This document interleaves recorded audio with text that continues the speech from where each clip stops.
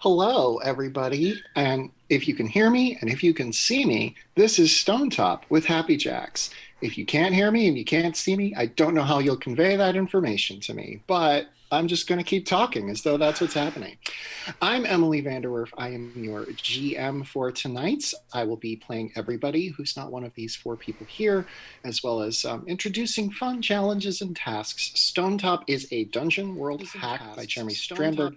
It is currently in play testing. The idea of the game is that we have a town named Stonetop that is central to our story, and we spend sort of every adventure we spent every adventure sort of starting out in that town and then going out into the wilds and doing all manner of things. So tonight we will be starting our game. This is session 1. If you haven't seen session 0, you can check it out on happychecksrpg.com, .org. .org. I should have sent you that document. Org. I totally forgot. You know what? I'm just making it up. I'm just making it up as I go. Anyway, why don't we introduce our players? I would love to start with you, Mo. Is it me? Oh, yes. Hey. Yes. Everybody, I'm Mo, playing Carlo, the Marshal. Awesome. And Mac?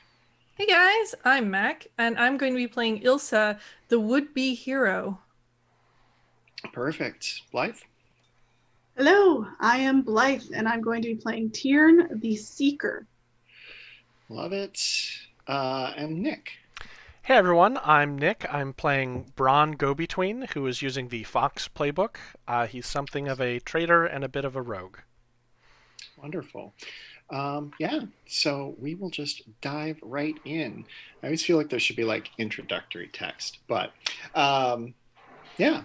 So it's early spring in Stonetop. Stonetop is, if you don't know, to describe for our viewers, y'all have seen the map, but it is kind of it's built around these sort of stone, think about Stonehenge, kind of that sort of idea. It's built around these stone ruins and stone structures, and the people live in little houses. It's a farming town way out on the edge of civilization. It's kind of the last stop before you get to the places people don't go. Or if they do, like they're so far off the map that you aren't really in contact with them. So it's early spring. There's still some frost. There's still some snow drifts here and there, but things are starting to melt off. People are starting to get ready to go out into the fields because this is a farming town and everybody does some of the harvest activities.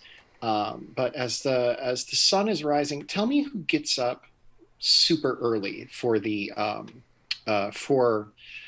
who gets up super early for their day here in Stonetop, and who sleeps in a little bit. Yes. Well, go ahead.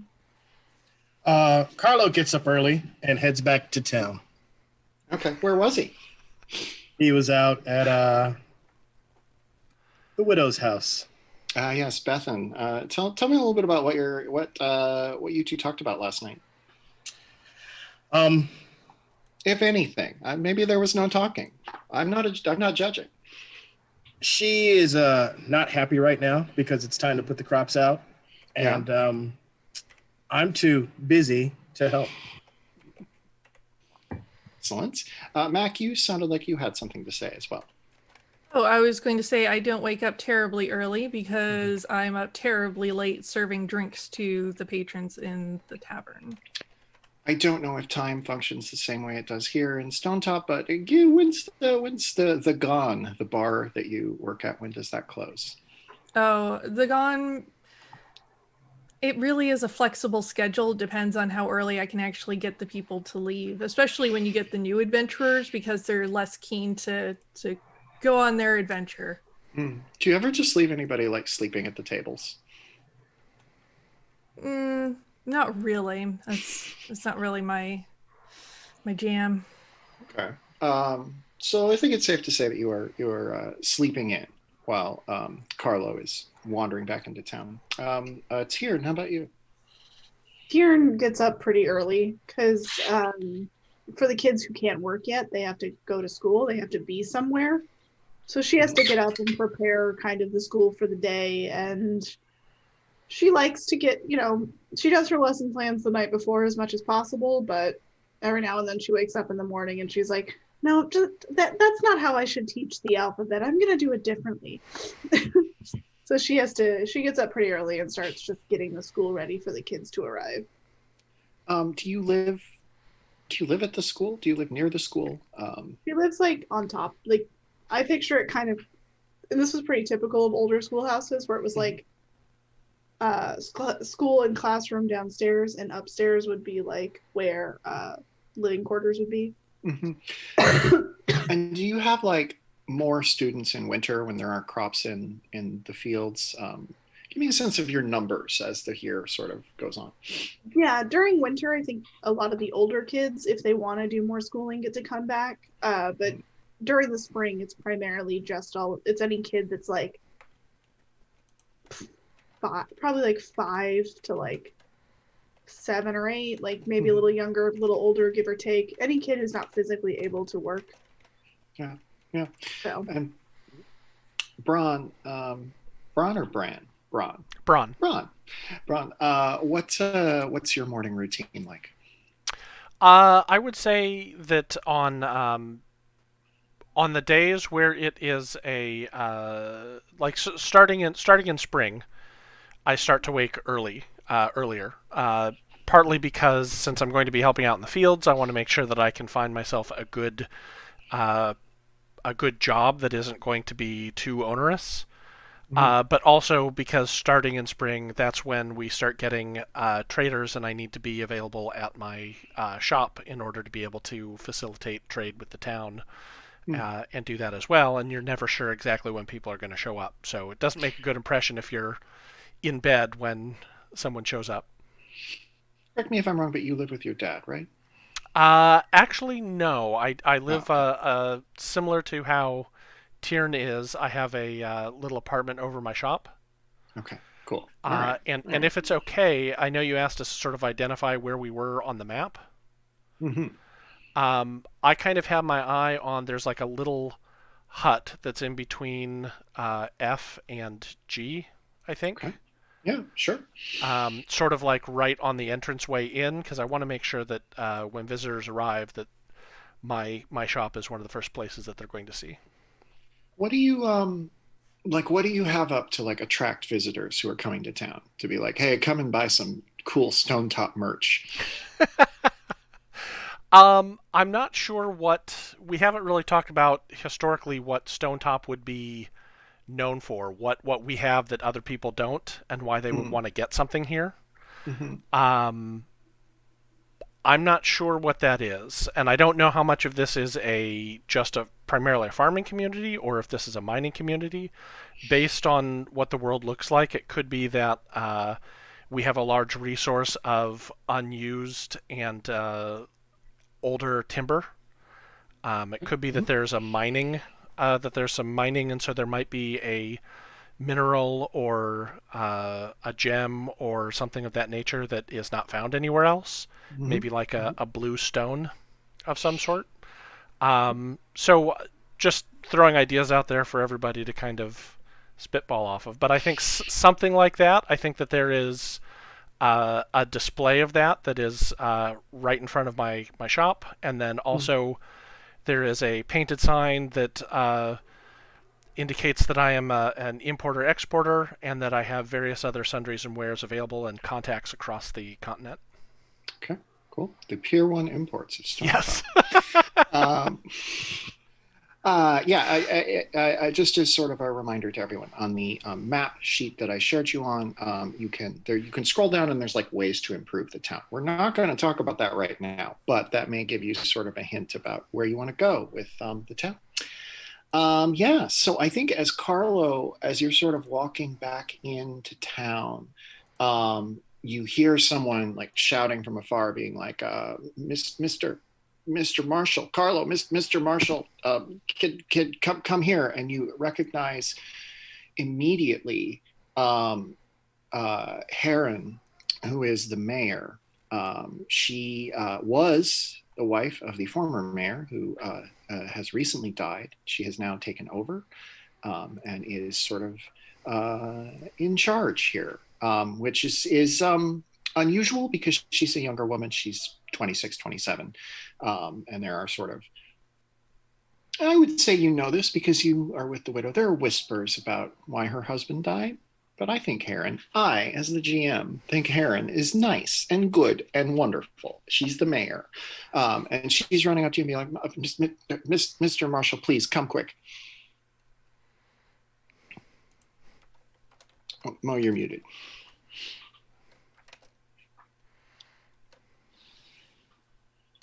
What's going on?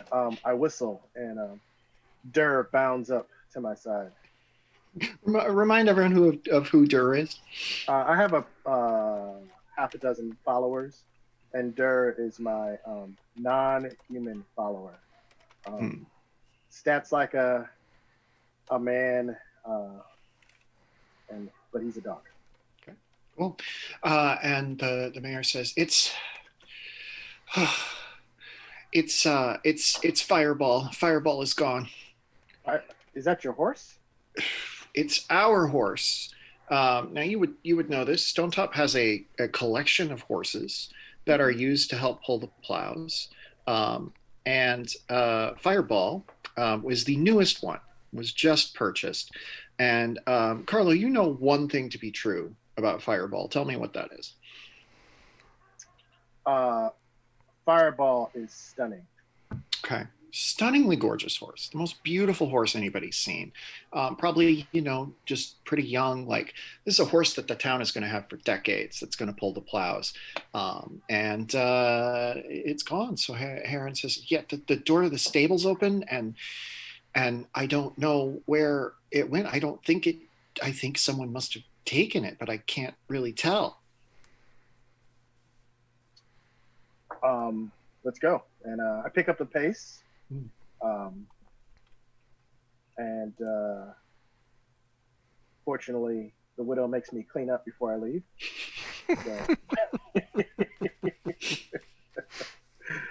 So, we head on over to the stables. Cool.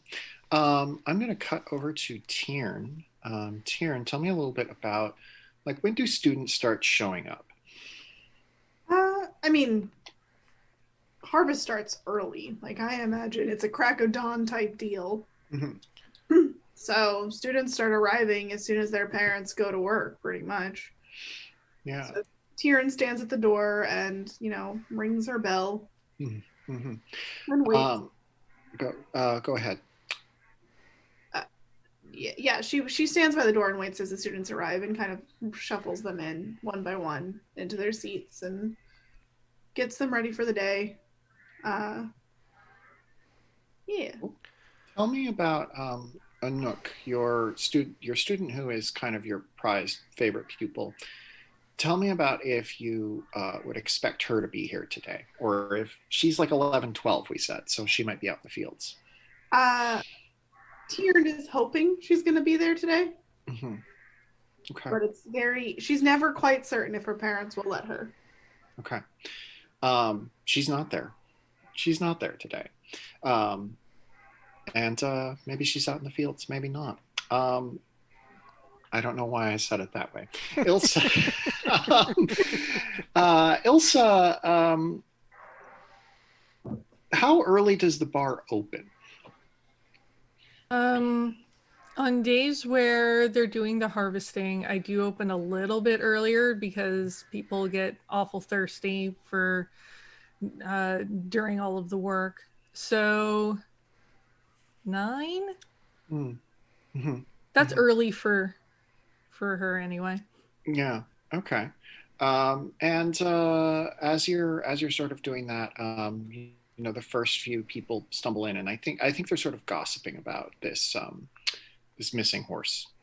Everybody's heard about Fireball, the beautiful horse from far off to the Southlands that the mayor purchased for so much money, and she was a fool to do so, but now it's gone, and sort of the gossip is filtering among this crowd of farmers. Do you serve food besides alcohol?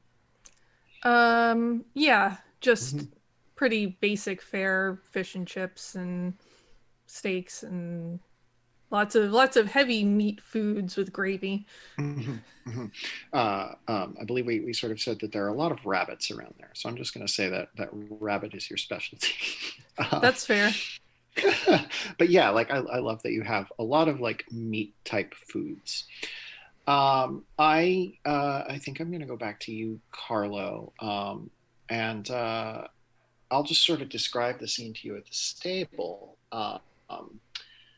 So it's a pretty large stable. It holds 7, 8 horses, and there's only right now there's six stalls occupied. The faithful old plow horse is off in the fields.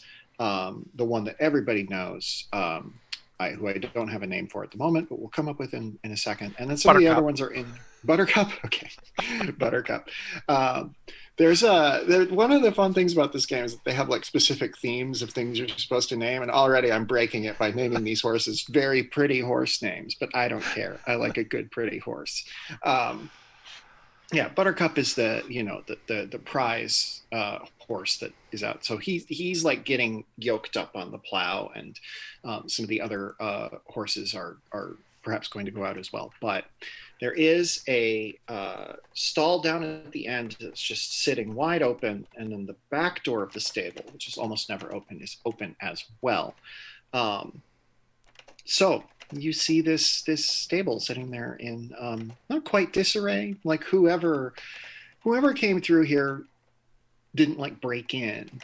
It doesn't. I wouldn't say it seems that way, but it doesn't seem to be in. I would say it doesn't seem to be in obvious disarray. That's what I will tell you. So, well, I'm looking for obvious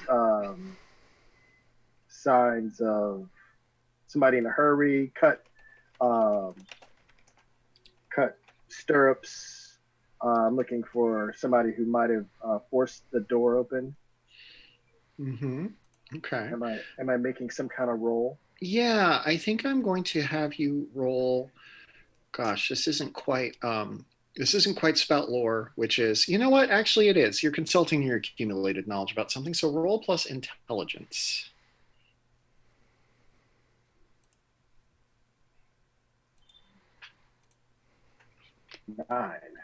9. Okay. Yeah. So on a 9, just to tell everybody out there, I tell you something interesting. It's up to you to figure out how it's useful.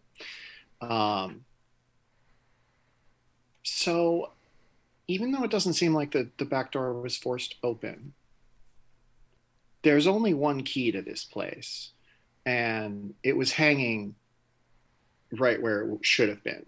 And somebody sort of, because someone came in this morning and like opened it up and got the horses out and then saw one was not there. So whoever got in here without the key. Did they step in the poop? Somebody stepped in the poop. I'll say that. Somebody stepped in the poop. That's obvious. And is there a saddle missing? There's a saddle missing. Yeah, the horse master tells you. Yeah, there's a saddle missing. Had you start studying Fireball yet, Aaron? No. We were hoping to get a good year out of him at the in the fields before we had him breed with some of the mares. So that was our hope. We weren't, but I suppose if he was in love, perhaps he may have run off. Yeah, he ran off with a saddle. Oh, you think? Heron is from far off south. She's from like the city, so she has always fit in a little strangely here. But she's like, well, horses don't do that, right? They don't put on their own saddles. No. Okay, so good. All right, that's what I thought. I go out the back door and I look around, and I'm looking for a trail of horse poop. I assume I'll find none, because otherwise I'd have got that for my roll. And, I don't think a horse just poops constantly. At least I hope this horse they bought is not just like You said there was a footprint in horse poop, so I'm looking for footprints. Yep. Gotcha. All right. Until they get on the horse. Okay. All right. That makes sense. That makes more sense than a constantly pooping horse. But What's the size of the footprint? well, you're not there. I don't know. Okay. Well, I'm sorry. I'm sorry. No, it's fine. Metagaming. I already have all those relevant details. Nudging. All right. Braun, tell me a little bit about if you see anybody coming into town today as you open up your shop. I think that it's so early in the season that I don't see any. I don't really expect any traders. There's still snow in some places, so it would be fairly hard going. Mm-hmm. This is sort of more. I think I've scheduled this time more to be to assist with the town and getting ready for the rest of the year. Now that we're coming out of the winter finally, and I don't really expect anybody. I keep an eye on the horizon periodically, or down at the base to see if there's anyone who's coming up the twisting path to Stonetop. But I don't expect to see anyone, and I haven't so far. Since you are expecting to go out and work in the fields, tell me what people are saying about this missing horse. I'm hearing a lot of whispers about the mayor's folly, and that if so much of the town resources are going to be spent on such a fancy horse that it seems silly not to have had some sort of a guard or better protection for it. There are some people who are just figures. Of course, it must have run away and gone back down south. They have like that homing instinct, is one of the rumors about horses, is that they always know where they came from. And so that's running around, and people are complaining about that. And then I think that there is also some whispers and some looking around, maybe some side eye at some of the people who are not like, we all belong here, we all live here, but there are some people who belong here more, I would say, and so those of us who are a little on the outside might be getting a little bit of side eye, but not not a huge deal yet. There's nothing to support that, and there aren't any rumors flying, but there's a little bit of I think suspicion cast my way, and maybe cast Carlo's way, if you're okay with that. Since we're a little bit more from a little bit more outsider. Right.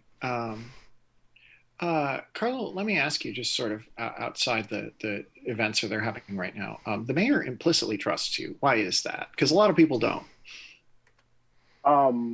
She has seen me.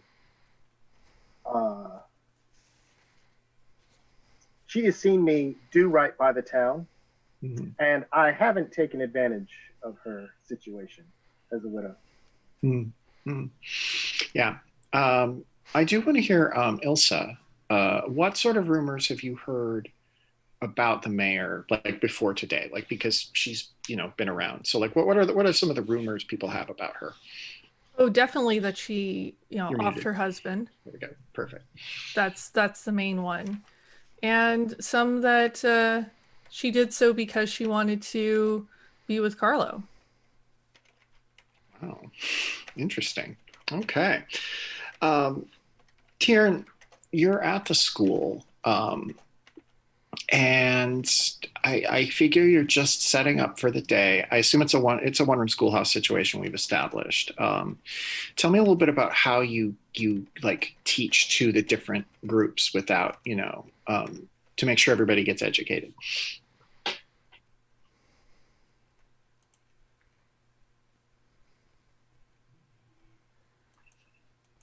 Is that to me? Yes, sorry.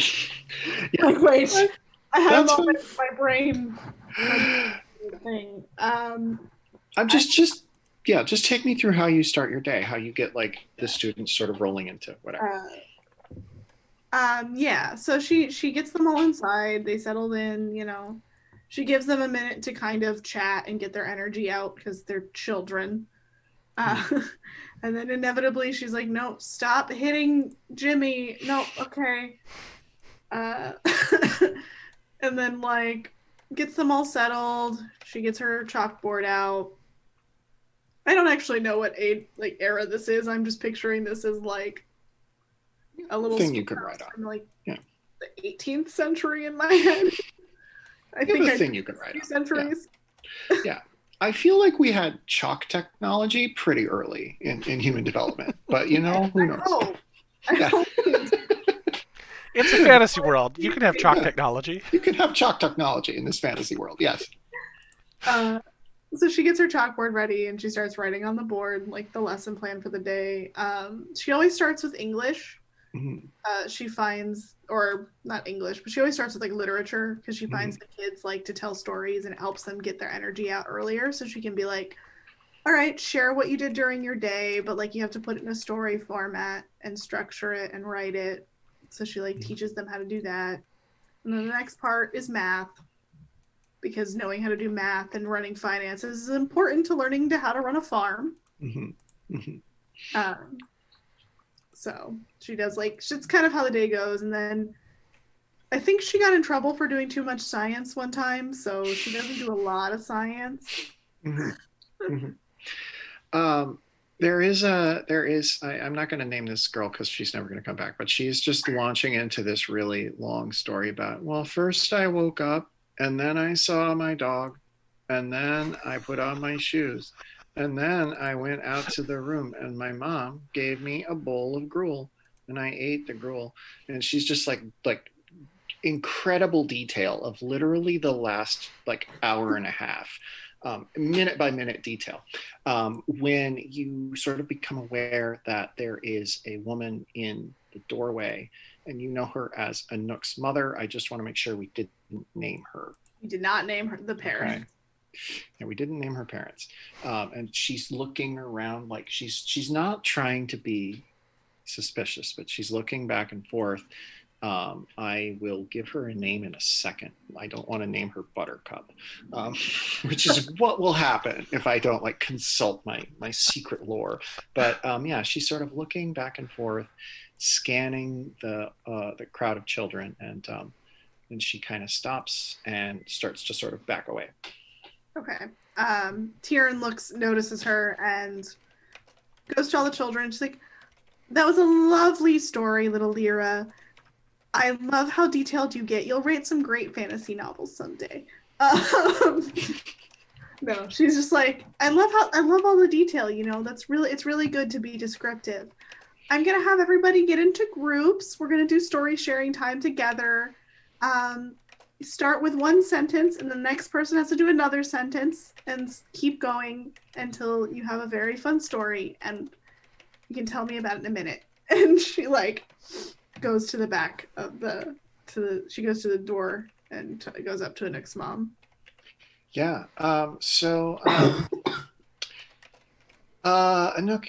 mom is just sort of steps back and is like, "Oh no, it's absolutely all right. It's fine. Anouk's mom's name is Magda. Magda, Magda, and she is. She just sort of says, "You know what? I'm sure my daughter is fine. She wasn't at home this morning. I assume she went to school. She's probably in the fields. It's fine." Anouk hasn't come in today. I assumed she was working in the fields. Yes, I assumed that she was here, but I'm sure that she just got up early. You know how she loves to pet the horses. Yeah. Have you checked the stables? Oh no, that's a good idea. I should go do that. And maybe she's out, with Buttercup. She does love Buttercup. Buttercup's that poor. She gives me so many paintings of her. Tyrion, what's one thing you know to be true about Buttercup?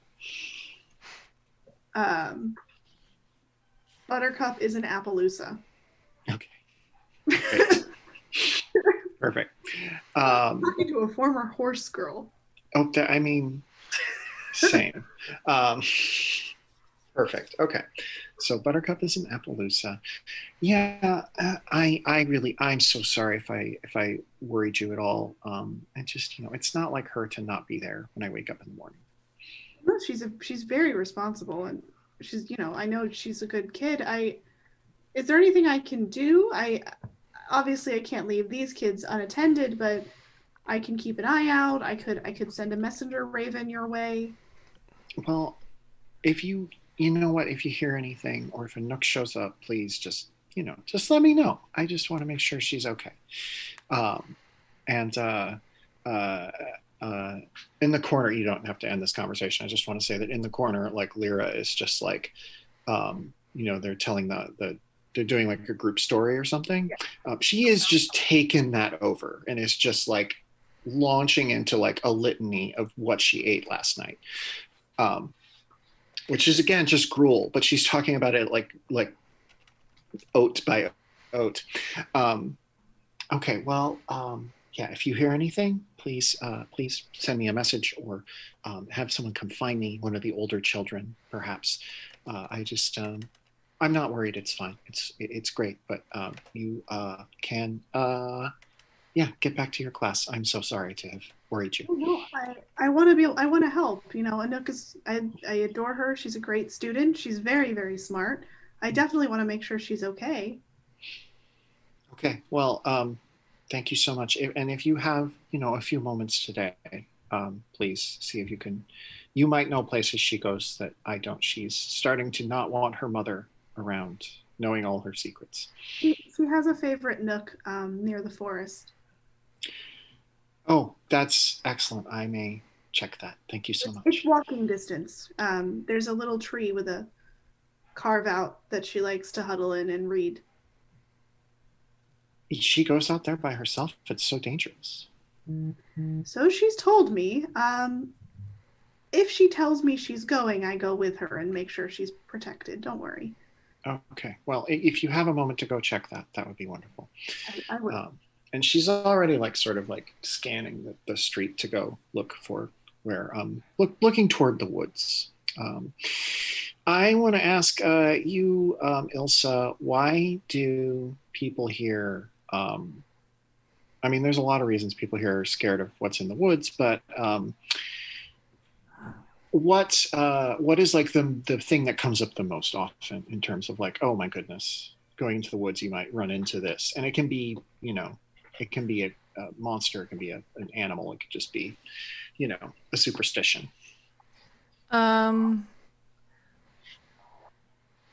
I think it's sort of a superstition, and it's sort of like a wolf, but it's beyond anything that a wolf would normally do, very much like the Beast of Gévaudan, where there's just, that's the closest thing that somebody who's seen it can relate it to being, because they don't have the lexicon for what it actually is. So as you are setting up your as you're sort of feeding the last of whatever crew came in this morning before they're going out to the fields, and it's about 10:30 or whatever, you see this woman you kind of vaguely know, maybe her name's Magda, and she just kind of sticks her head in and looks around and is just like, then she laughs to herself like she's not, like she's doing something stupid. Help you, ma'am? Oh no, I'm fine. You haven't happened to see an 11-year-old girl, have you? I haven't, and I also know that when people say that they're fine, that's usually when they aren't. Well, I am fine. I cannot emphasize enough how I am fine. I'm just, my daughter wasn't in her bed this morning. She wasn't at the schoolhouse. I'm on my way to the fields to look for her and maybe in the stables. But I thought I'd just poke my head in here. I know you hear everything from everyone who happens to be here. Maybe you've seen her, maybe you've heard something. Something about the stables? Oh, yes. I was going to go check at the stables. She loves Buttercup, the plow horse. One of the horses is missing, right? I didn't know that. I hadn't. Is it Buttercup? No. It's the new one. The new one. Fireball. Goodness. Well, you don't. No. I've heard stranger. Well, I'll have to be on my way then. She sort of bustles out off toward where you know the stables to be. What do you do? Kind of sigh and then go back to like cleaning the bar top. Okay, excellent. Carlo, you are sort of looking at this the trail of horse poop, and I'll just tell you this: there are some footprints, but they stop, about 10 feet out of the stable, and then it's they just sort of are either somebody got their shoe clean or they got up on a horse, or there's just no tracks anymore. Are these adultish footprints? I'm going to make you roll for that. Roll plus intelligence. I want to know how good of a cop you are. 7. 7. Okay. They are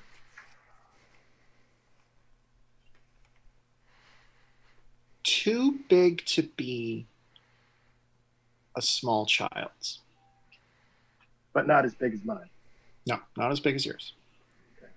Yeah.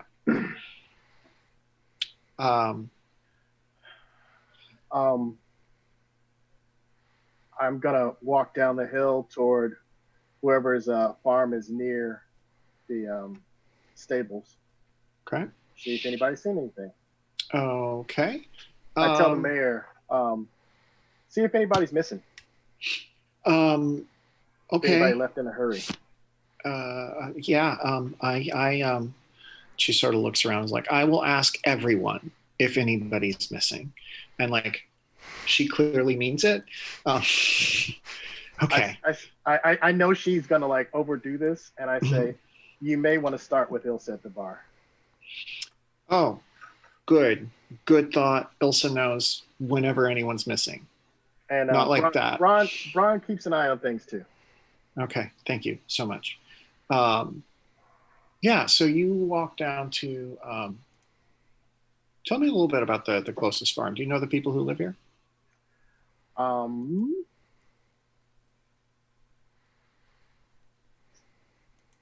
I do, and Okay.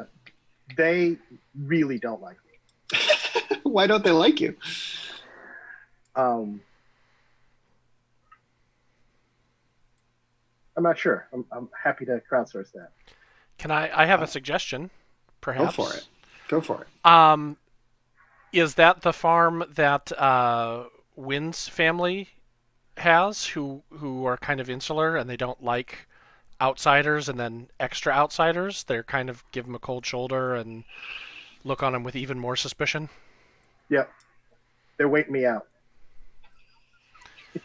Yeah, like they have some weird traditions, and give you a hairy eyeball whenever you come by, even more than they give other people who live here.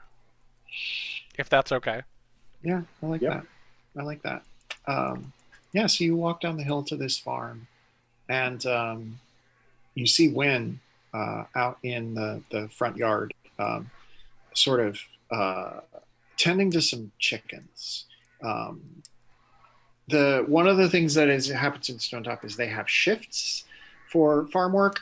So Wynn must be on the afternoon shift, so they can keep an eye on their chickens. They're out in the yard, gathering eggs, plucking chicken feathers, other chicken things, scattering feed. There we go. I grew up on a farm. I know these things. So they're out just dealing with their chickens, and they sort of look up and they stand ramrod straight and they look at you and they say, "Can I help you?" Hello, farmer. You seen the mayor's pretty new horse leave out of here this morning? No. Why would I have seen? What makes you think I would have seen a horse? Fireball's missing from the stables. Well, I don't know anything about it. And he's sort of like they sort of do the thing where they lean over and start tossing more seed to the chickens. Just is Busy doing nothing. Yep, busy doing nothing. They didn't see nothing. You know, that's what they're saying.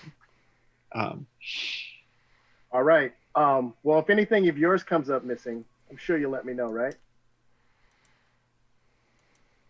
Is that some sort of threat, Marshall? Well, I'm hoping there's no thief in town. If you can steal once, you're gonna steal again. I'll be here for a little while, so you don't have to worry about me. And I start walking away. I literally just remembered there is discern realities, a move I knew existed and I could not find. But it is when I've been asking you to spout lore, I've been wanting you to discern realities. But we'll just know that going forward. Yeah, Wynn sort of takes a long look at you and watches you go, and then returns to the chickens. Is not particularly bothered just yet. There is a move called Parley, which you can do to sort of push an NPC to do what you want. And you parlay with charisma, right? Yes. And I'm charismatic, so this is great. something I'm inclined to do. So tell me how you might, before we even get to the point where you roll, tell me how you might try to like get Wynn to do what you want to do. It could just be as simple as like you sort of low-key threaten them. I let him know if there's this is what my intention was, to let him know if there's somebody stealing, it behooves him to share any information. Okay. Carlo, I just want to interject one thing. Wynn is non-binary and uses they. Oh. So I don't. Okay, no worries. I just wanted to make sure that we were on that. Absolutely. So I let them know that I'm an outsider, but I'm working in the town's best interests. And if something bad happens to them, I'm going to be starting from scratch. Might want to nip this in the bud. Okay. That's all I meant to say with that, you know. Yeah, no, for sure. Go ahead and roll Parlay, which is plus charisma.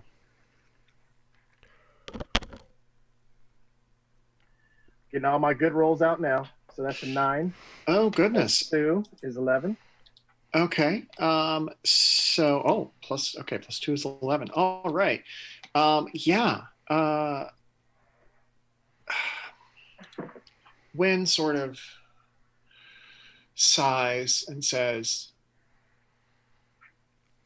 I saw the horse go through here last night. I was having trouble sleeping, and the horse went through. Look, if you want to know more, I'm having trouble with my chickens. Something keeps picking them off, and I think it might be him. And they sort of nod toward Durr, who I assume is still with you. Yeah. And they're like, you know, that one. Durr takes a step back, offended, and he mused.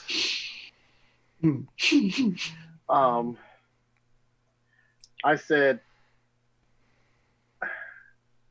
I feed this dog about half a horse every day. I find it hard to believe he's taking chickens off too. But happy to keep him tied up for a couple nights so we can ascertain if there is a culprit. And I give Durr a disapproving glance. All right. Okay. Yeah, please keep the dog tied up at night. If you do that, all right. You know what? I trust you to do that, so I'm just going to tell you this. I saw 2 figures riding on that horse. I don't know who they were, but there were 2 figures riding on that horse. Were they? Could you tell if they were men or women? No, they were both in very long riding cloaks. It was just obscured who they were. Good to know. I'll see if I can catch this thief. Great. Braun, it's been a second since we checked in with you. Mm-hmm. You are getting ready for your daily whatever, and the mayor, Heron, sort of walks up to you and is like, "You haven't seen a horse, have you?" In general or today? Oh no, we're missing a horse. I don't know if you've heard about this, but Fireball. That's been sort of the talk of the town. everyone thinks I'm an idiot, and now I spend all this money on this horse and I lose the horse. No, no, no. I'm sure that Fireball will turn up. It's not like they're homing in on where they live or anything. That's ridiculous. Can they do that? No, no. There's a rumor going around, but these people. I've traveled far and wide, and I even know this particular breed from the south. But any tales of them finding their way home is sheer exaggeration. And as you're standing there, a woman comes up, and you recognize her as Magda. And she's really in a state because she's like, "There's a horse missing." Yes, we were just discussing this. There's a horse missing. Yes, yes, there is a horse missing. My daughter is also missing. Oh, that's well, a horse of a different color. I don't have time for your jokes. I apologize. I didn't mean anything by it.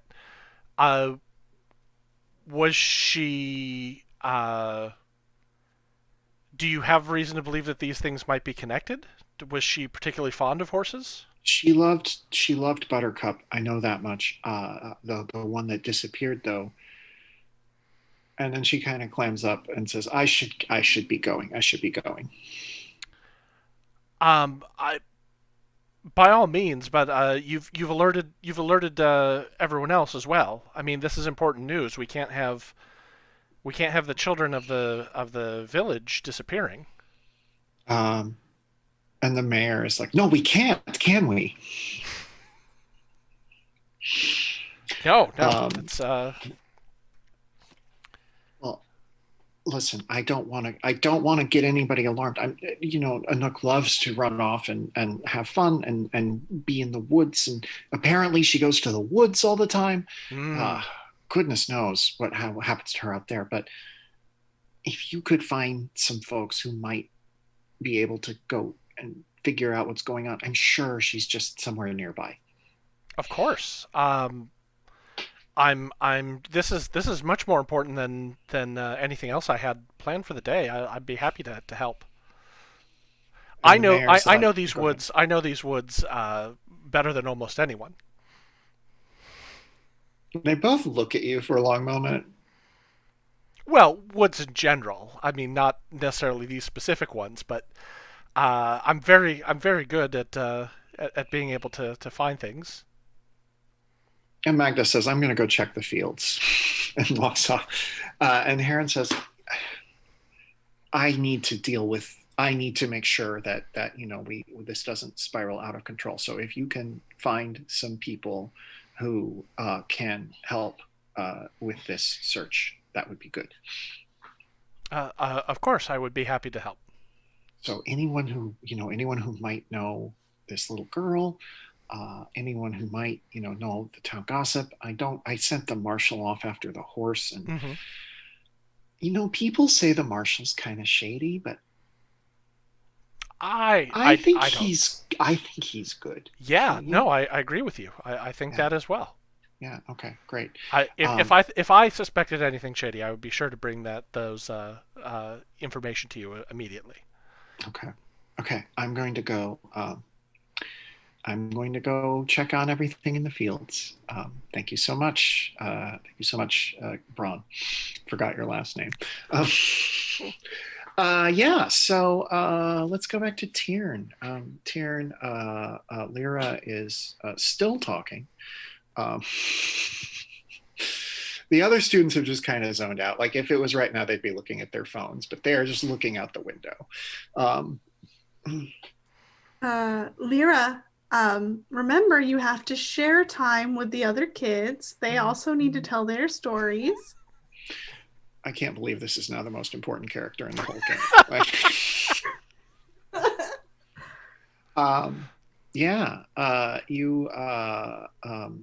There's still no sign of a Nook. How much is this on your mind? Tiernan is definitely worried about a Nook. Okay. She also knows she can't just leave like 30 kids unattended. So she's like, I want to know what happened to a Nook, and I want to go check out where she is, and I want to be a part of fighting this.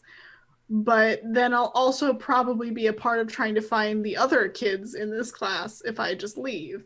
So she's like trying to figure out. She's like wishing she could go searching, and is like, maybe one of the ravens could do it because she has ravens now. I mean, why not have some ravens? Why not? How many ravens do you have? I want to follow this line of inquiry a little bit. 3. 3. Okay, you have 3 ravens. Great. I am sort of wondering. You have this major arcana, which would you be able to would that come in handy at all? Let me pull up exactly how it works again. I would also like to know how it works, which is why I'm asking. No, I know. If I remember correctly, it's like you look into it and it's a puzzle. It can help solve things. That's a what? No, this item was where is it? I bookmarked the link and now it's gone. It was the eye of something. I can find it. The Dropbox frosty sphere thing. Yeah, it's a sphere. I have the name of it. I just don't have the exact details of how it worked. Neruba's ice sphere. Yes, I will read it to you in a second. I will read it here. It's when you peer into the ice sphere, your mind is cleared of fear, anger, hatred, or other strong emotions. When you gaze deeply into the ice sphere and ponder a situation, puzzle, or mystery, ask the GM a question from the list below. I am going to download this file and send it to you on Slack. Yes, we all have a Slack, everybody. I've just revealed that to you. I'll also post the link in chat here in Zoom so you can see if you can see it there. But yeah, it basically is there are questions you can ask. I don't know if it's the right solution for this, but I wanted to raise it as a possibility. What would you do if you what's your procedure for if you leave the school? Like if you have to go out on an emergency or something. If I have to go out on an emergency, she basically escorts all the kids back home first. There's no quick emergency in the land of no cell phones. Mm-hmm. But yeah, she basically will, if she has to stop down the day, make sure each kid is individually escorted home and gets them home, and then goes to do what she needs to do. Mm-hmm. Thankfully, school days aren't terribly long, like this, because they can only harvest so long. So it's basically just like, take the kids back. Go ahead. Yeah. So yes, she would have to individually get them all home and make sure they're all safe before she could. Okay. Awesome. Braun, you were given a task. Mm-hmm. I'm wondering where you might go to try to find folks to talk to. I think my first stop is going to be to go to where Elsa works, and I forgot the name of the pub. The Gone. Oh, right. I remember now. The Gone. It used to be the Dragon, but the words wore away. Yeah. Not just the Gone. Yep. So I'll head over to the Gone and see who is in there besides Elsa. Is there anyone else there or about to arrive, getting breakfast perhaps before they go to the fields? Oh, I mean, it is a little bit later morning. So if there are people there, they're probably getting drinks. They're probably the town drunks. Let's find out how many people are there. There's another two people. There's two older guys sitting off in the corner, quaffing some ale. And they're playing like a perennial game of backgammon that has never seemed to have ended or started. Yeah, they're like the oldest guys in Stonetop. They kind of come with the bar, like it's like they sprouted up out of the floor. But yeah, they're sitting in the back corner playing a game that nobody knows the rules to, but only they seem to know the rules to. That's who's in the bar, and they're getting hammered. So. Then I will, as I enter, I will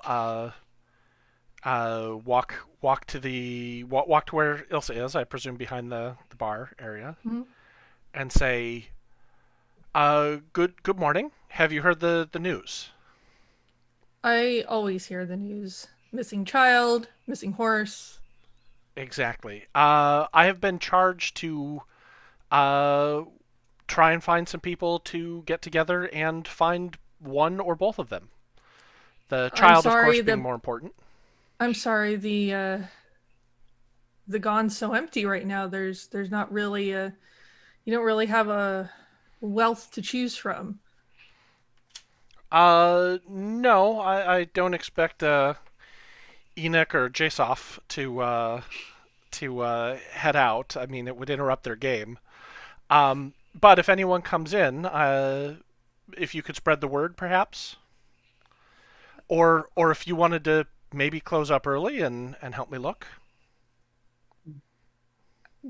Go out and look. Yeah.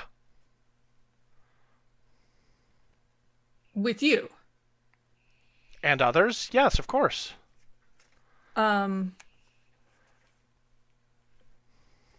Boys, the bar is closed. And Enoch is just like, I was about to win parsnips. Oh, you're never going to win parsnips. You always say that, and you're always a crump behind. She's been I like that she reason for somehow years. knows this game. By osmosis. But just doesn't share with anybody exactly how it works. Just tell me one thing you know is true about this game. About the game Parsnips. About the game Parsnips? It has nothing to do with actual parsnips. Great. These two old guys look at you very strangely and are like, we'll take our business elsewhere. And there's no other bar in town, so. Gentlemen, please, you could do us a tremendous favor if you could just perhaps move your parsnips out to the front of the bar and let anyone who comes by know that the bar is closed and that we're forming a search party for a missing girl and the missing horse. It would be a tremendous service to the town. I think that these gentlemen are not going to leave without being convinced, which means you may need to parley with them. Yeah. So okay. I think, I think one of you should parley and the other will aid, which will mean that you will get 3 dice and take the top 2. So if someone wants to aid, someone could just do it by themselves. But I assume since there are 2 of you there, both being, hey, get out of the bar. Yeah, we could definitely work together on this one. Okay. Yeah, so. I have before we do that, I would like to use another move. Okay, cool. And I would like to discern realities. Okay. And I have a special ability that lets me get an additional question, which is, what opportunity does no one else see? So what opportunity is here that I can maybe use to help convince these guys? Okay, so roll. So I'm discerning realities on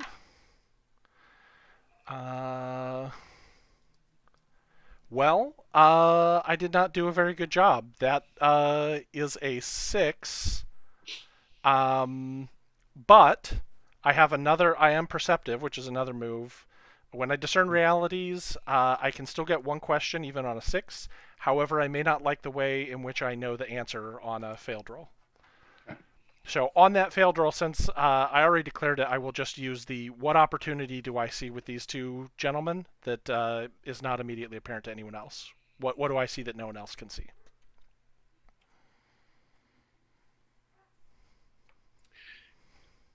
If you could beat one of them at parsnips, they would leave immediately. They would be so ashamed. But nobody here knows how to play parsnips, and also it seems like they've been playing this game seemingly for 50 years, so it might be a game that's impossible to win. It might be like Monopoly. I don't know. But yeah, Are they like the Pixar old man playing chess against them? Yeah. Yeah, they're just endlessly playing this game that nobody quite knows how it works. But if you could beat them, then they might go, because they would be like, well, finally we've been bested. Okay. Not sure how I'll bring that up in the conversation. Ilsa, do you want to take lead on the persuade, or do you want me to do so? I'm fine taking lead on the persuade. Okay. I think. What role is it? What stat? It'd be plus charisma. And please tell me how you're aiding, Braun. So you'll get to roll 3 dice, Mac. Oh, okay. Yeah, please. I just want to know how you're helping. Sure, of course. I think that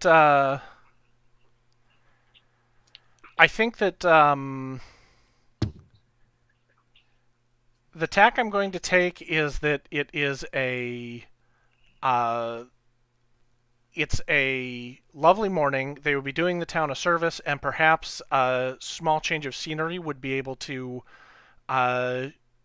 change how they are seeing their game of parsnips, and perhaps give them an advantage against each other. Okay. All right. Ilsa, what did you roll? I haven't rolled yet. I was waiting to hear what the assist was. I'm trying to subtly steer towards. Hey, Nick, why don't you roll a die for me, because I only have 2 d6s right now. All right. And then you get to play. I got a 3 on this die. Okay, so I actually have a total of 8 then. Okay, cool. So Enoch leans over and says, yeah, we'll do that for you, but you got to give us the key to the back of the bar.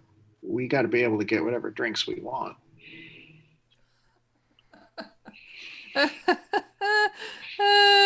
You can barely hold anything that I give you. That's fine. Here's the key. And it's like, that worked? And he looks over at his friend. And they immediately pack up their, yeah, go ahead. And I head over to, I've got a cabinet nearby, and I've got my metalsmithing gear, and I throw on the apron, and it's got like kind of all my gear tied to it, and throw the key at them, and like go heading out with Braun. Enoch and his friend, they pack up their game, and they go and they make an elaborate show of locking the door, and then like putting the key, just under their shirt or whatever. Braun, where might you two head next? I should ask both of you, Braun and Ilsa, where might you head next? Actually, why don't we see you talk about that? Because this is a game where people talk about things. So, if there is a missing girl, I'm wondering if perhaps the school teacher would be able to give us insights onto where she might have gone, assuming she took the horse and was not taken. That seems fair.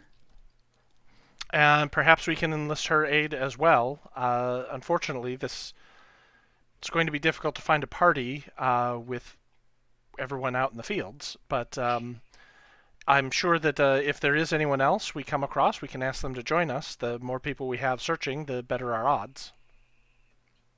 I agree. I haven't gotten to do this before. Oh, you seemed awfully prepared. Did I? Well, you immediately girded yourself for the search. Oh, this is this thing. I. But thank you for asking me along. Of course. Let's go. The mayor runs by and waves at both of you and says, "Everything's fine. It's wonderful today, isn't it?" And then just sort of scurries off in the other direction. A lot of it's fine today. Did I get the sense that was the cover fine, or if that was like, oh, we found the horse, we found the girl, everything's okay? That was the cover fine. Okay. She gave you like a big wink, you know. Right. As far as she knows, being the mayor from Jaws. yeah, as far as she knows, Braun is the only one in town who knows any of this. So Braun and like Carlo knows about the missing horse, but yeah. Yes, a fine day. And I'll wave at the mayor. Cool. So what do you do? We're headed to the schoolhouse, yeah? Mm-hmm. Okay. Tiernan, what are you teaching right now and when they show up? I have finally gotten Lyra off of her story by bringing out the sharing hourglass. Mm-hmm. That I basically, anytime a kid starts taking too long, I put it on and I pull it out and I time them because we have to be able to share. But now I have moved on to math and I'm teaching them basics, just like how to count and basic math because these children are pretty young. So it's like the time, I don't even know if there's times tables. I don't know what level of math exists, but let's just say math. Yeah, like they're you know, the older kids are learning some basic algebra stuff, but mostly it's, you know, addition, subtraction, multiplication, division, so fractions. The older kids I've got, like, I'm teaching them like money stuff. Yeah. Like how to properly trade and look at like, all right, you have this much wheat. How much would that sell for if it sells for like doing some of that basic stuff so they can help their parents with the finances. You went off to a university, right? Is that correct? Yeah. Okay. How frequently do people from Stonetop go off to college or university? I imagine not very often because I'm from the other town originally. Mm-hmm. And I went off to university and then came to teach in Stonetop to hopefully encourage more people to go to university. But the rate at which people go to university seems very, very low in Stonetop. Yeah. Okay. What are some things that maybe you learn that maybe you've learned that you can't impart to these students that they would like have to go off to school to learn themselves? I think a lot of the science stuff, part of why she doesn't really teach it is it gets a little bit borderline magic-y and probably seems a little bit weird to the people around Stonetop. She doesn't really teach that, so that would be something they'd have to go to university for. And she tries to keep the lessons to more basic life skills than anything. It's more about like, here's reading and here's how to like run your business. Here's how to do this. If they wanted to learn more about like more complicated math or like read all of the books out there, like they would have to go to university. Hers is just more about preparing them for what's going to come out in life. And if they want to learn more or their parents want them to learn more, she'll occasionally do like tutoring lessons with kids. But I have another question for you, but I first want to ask Carlo. Carlo, does Kylie go to school? Your daughter? No. Okay. She is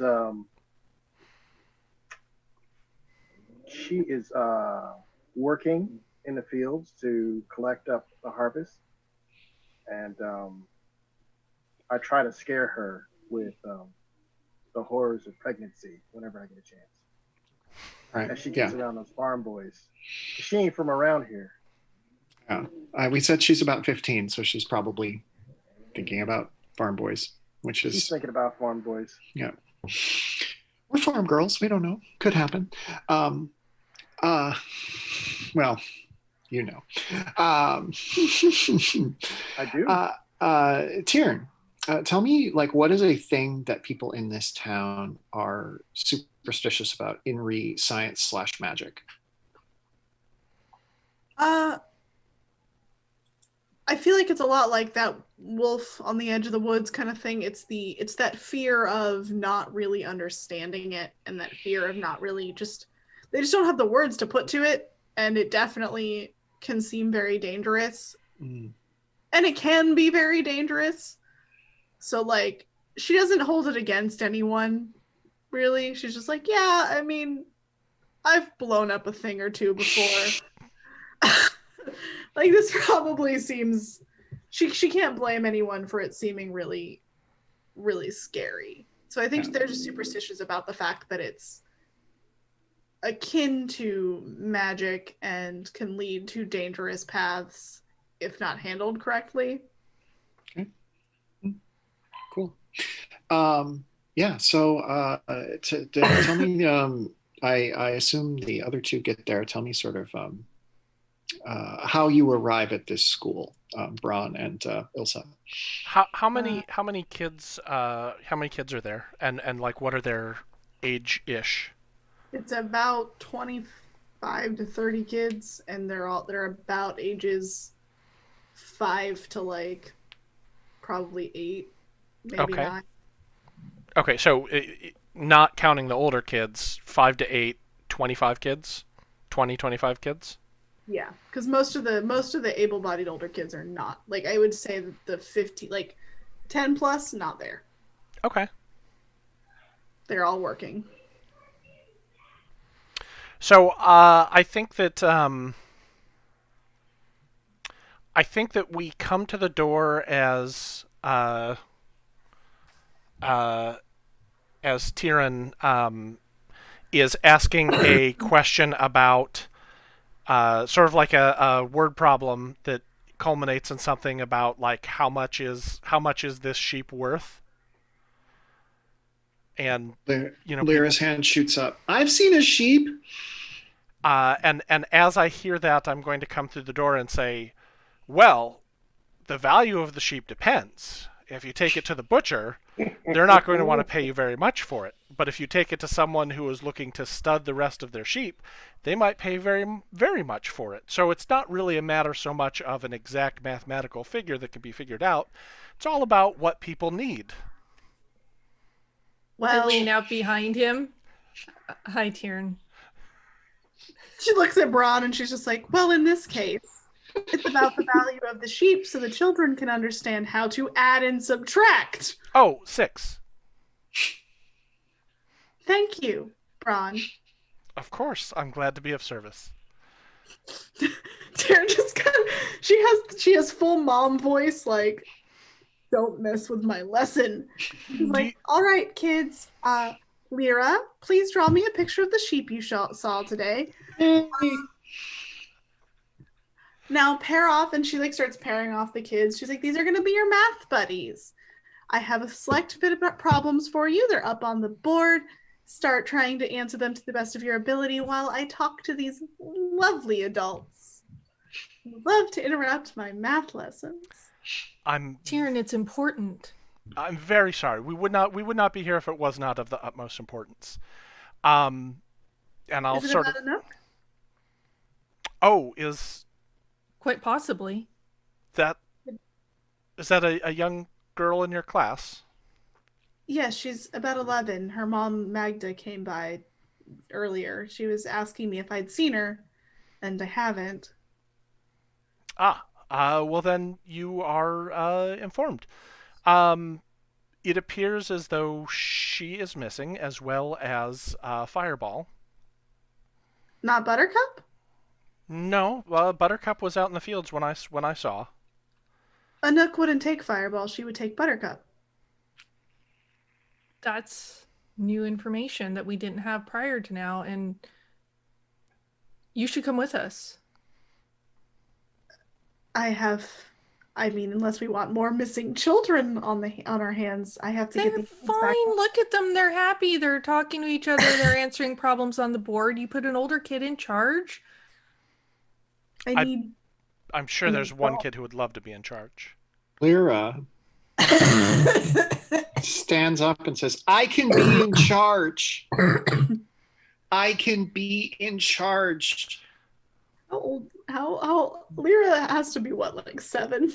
Yeah, she's 7. She's like, Lyra, you are such a good little helper, and you are definitely in charge. I'm just gonna have to also find an adult like me who can keep you kids safe from the, like, I'm real good at fighting. And she does like a couple of fake punches, and she's like, I need you to teach the other kids, though. You're so smart. You can't protect and be smart. Roll Wow. Tyrion, roll a plus charisma. I want to see how much the children buy that they need to be protected by you, that you are protecting them. I'm protecting them. She's like trying to be like, you need an adult. You can't be in charge.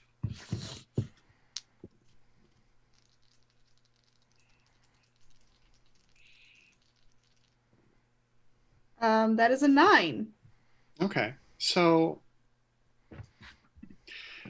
they're reasonably persuaded, but they're gonna need to they would need to actually see you fight off an intruder to truly buy it, but they think you will protect them more than Lyra will protect them, which is maybe half the battle. Well, if we can get maybe one of the marshals volunteers to come watch the class, just anyone who can watch them. I can't just leave them alone, or we might have more missing kids. All I know is that a kid is missing and a horse is missing, and we need to figure this out, and we need to figure it out now. Is there any place that Anouk might have gone if she did take Fireball? Well, she wouldn't have, which worries me. But she did have a place outside of the woods that was just on the edge of town. It's walking distance though. She can get there on foot. It's a little tree that has a nice little nook inside of it. You can fit and read. Mm-hmm. And she liked to go in there and, draw and read and do what kids do. Occasionally I would go out there with her if I caught her, so she wasn't alone, because, this town is very afraid of the woods.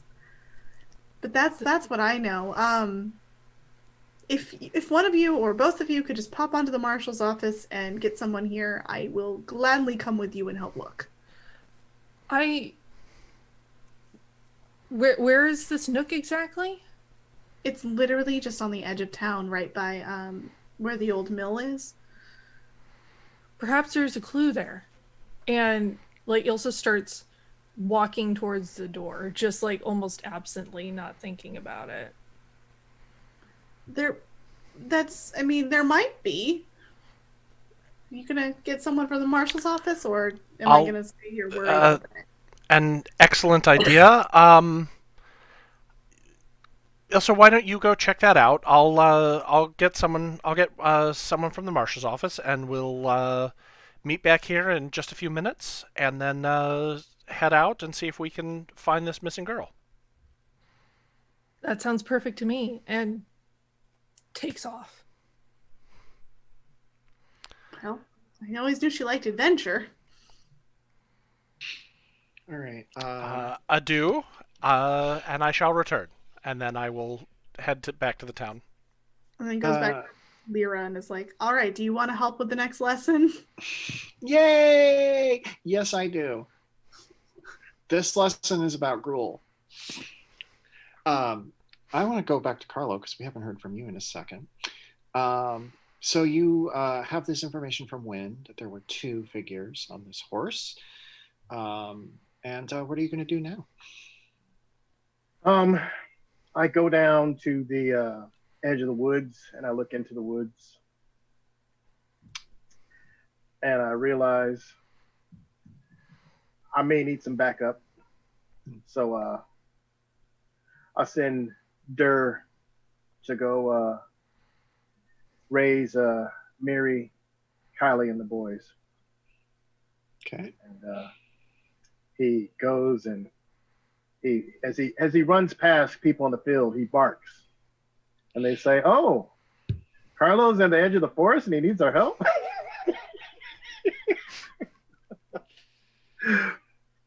I'll allow And then, it.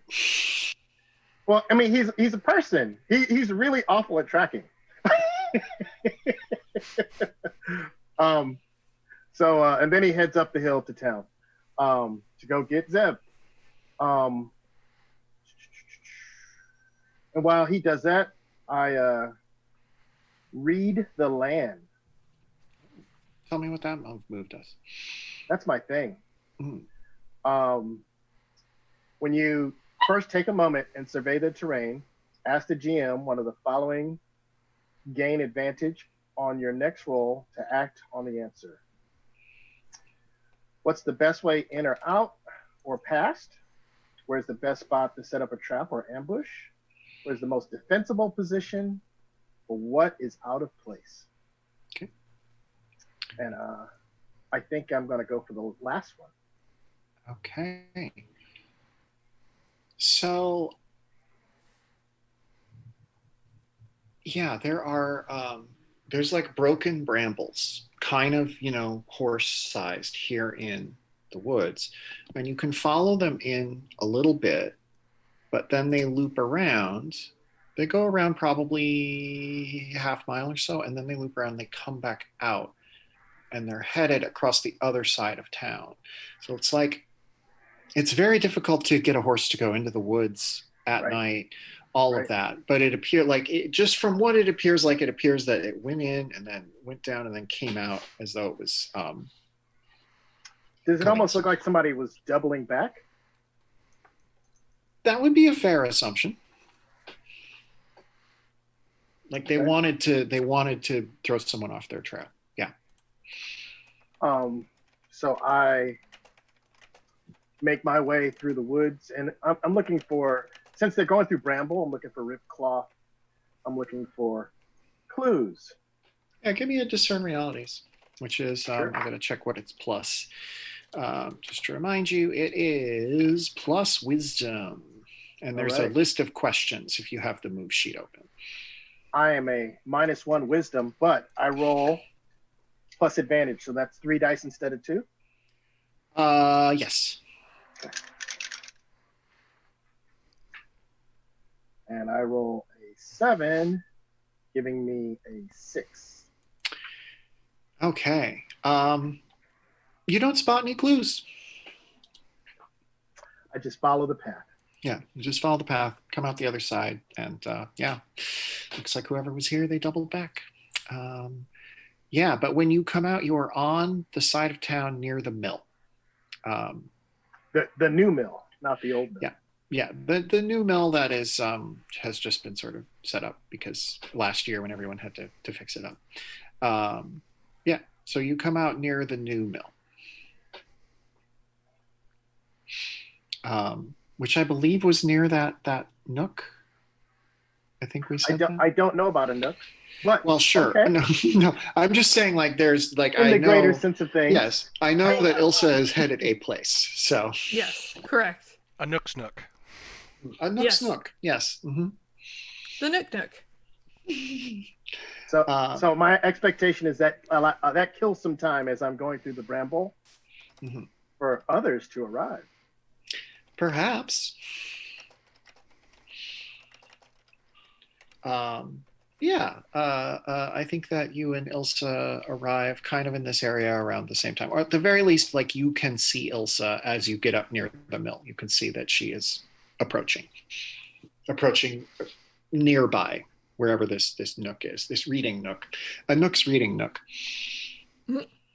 Thank you for this, Tyrion. I appreciate that this is happening right now. It's by the mill, so it's probably also by a brook. Yes, it's a nook's reading nook by the brook. Yeah, I'm feeling shook. Nook reads books in her nook by the brook. And Ilsa, what are you doing out of the bar? That's a good question. I'm investigating. Are you looking for the horse? And the girl. And the girl. So which one was a girl? Tell me about this girl. Anook, the missing girl. Her mother is in a fit. Ah, Anook. She goes to the school. Child. Those are all words that describe her. Yes. Can I go to the... Yeah. I need to look around. I'm looking for clues. Okay. I will join you. It appears the horse and Anook and someone else rode past this way. There was another person, another rider. There was. Fascinating. Okay. Well, I'm going to take a look around in her nook and see if there isn't anything that I can glean from this. I'm coming with you. Is anybody else out here with the search party, or are you alone? Oh, there's others. I just had to... I wanted to... Well, I volunteered to come check out here. He nods, genuinely impressed. Good for you. Lead the way. And I do so and head towards this nook. The Anook nook by the brook that leaves us all shook and makes us wish we could cook. We might find a book. Yeah. I want to It's definitely worth a look. Oh, God. Come on. I want to cut back to Braun. Zeb, I believe, I have been informed, is at the marshal's office. Okay. Remind me a little bit about Zeb, Carlo. Zeb is the crusty old bowman who, when Carlo said he was going to settle down and make sure this girl was raised until she was properly married or whatever she was going to do. And the rest of Carlo's band of merry men, they said, well, we're not staying in this few horse town. And they took off. And Zeb, he sat down and he said, I'll stick it out with you. He's pretty much the only person I trust. And I'm sure there are plenty of rumors in town that two men should not spend so much time together. There is so as you approach the marshal's office, or as you enter the marshal's office, Braun, Zeb is sitting behind the desk, and he's like running a knife along a stick, sort of getting it nice and sharp. And he looks up and says, "You're the shop owner, right?"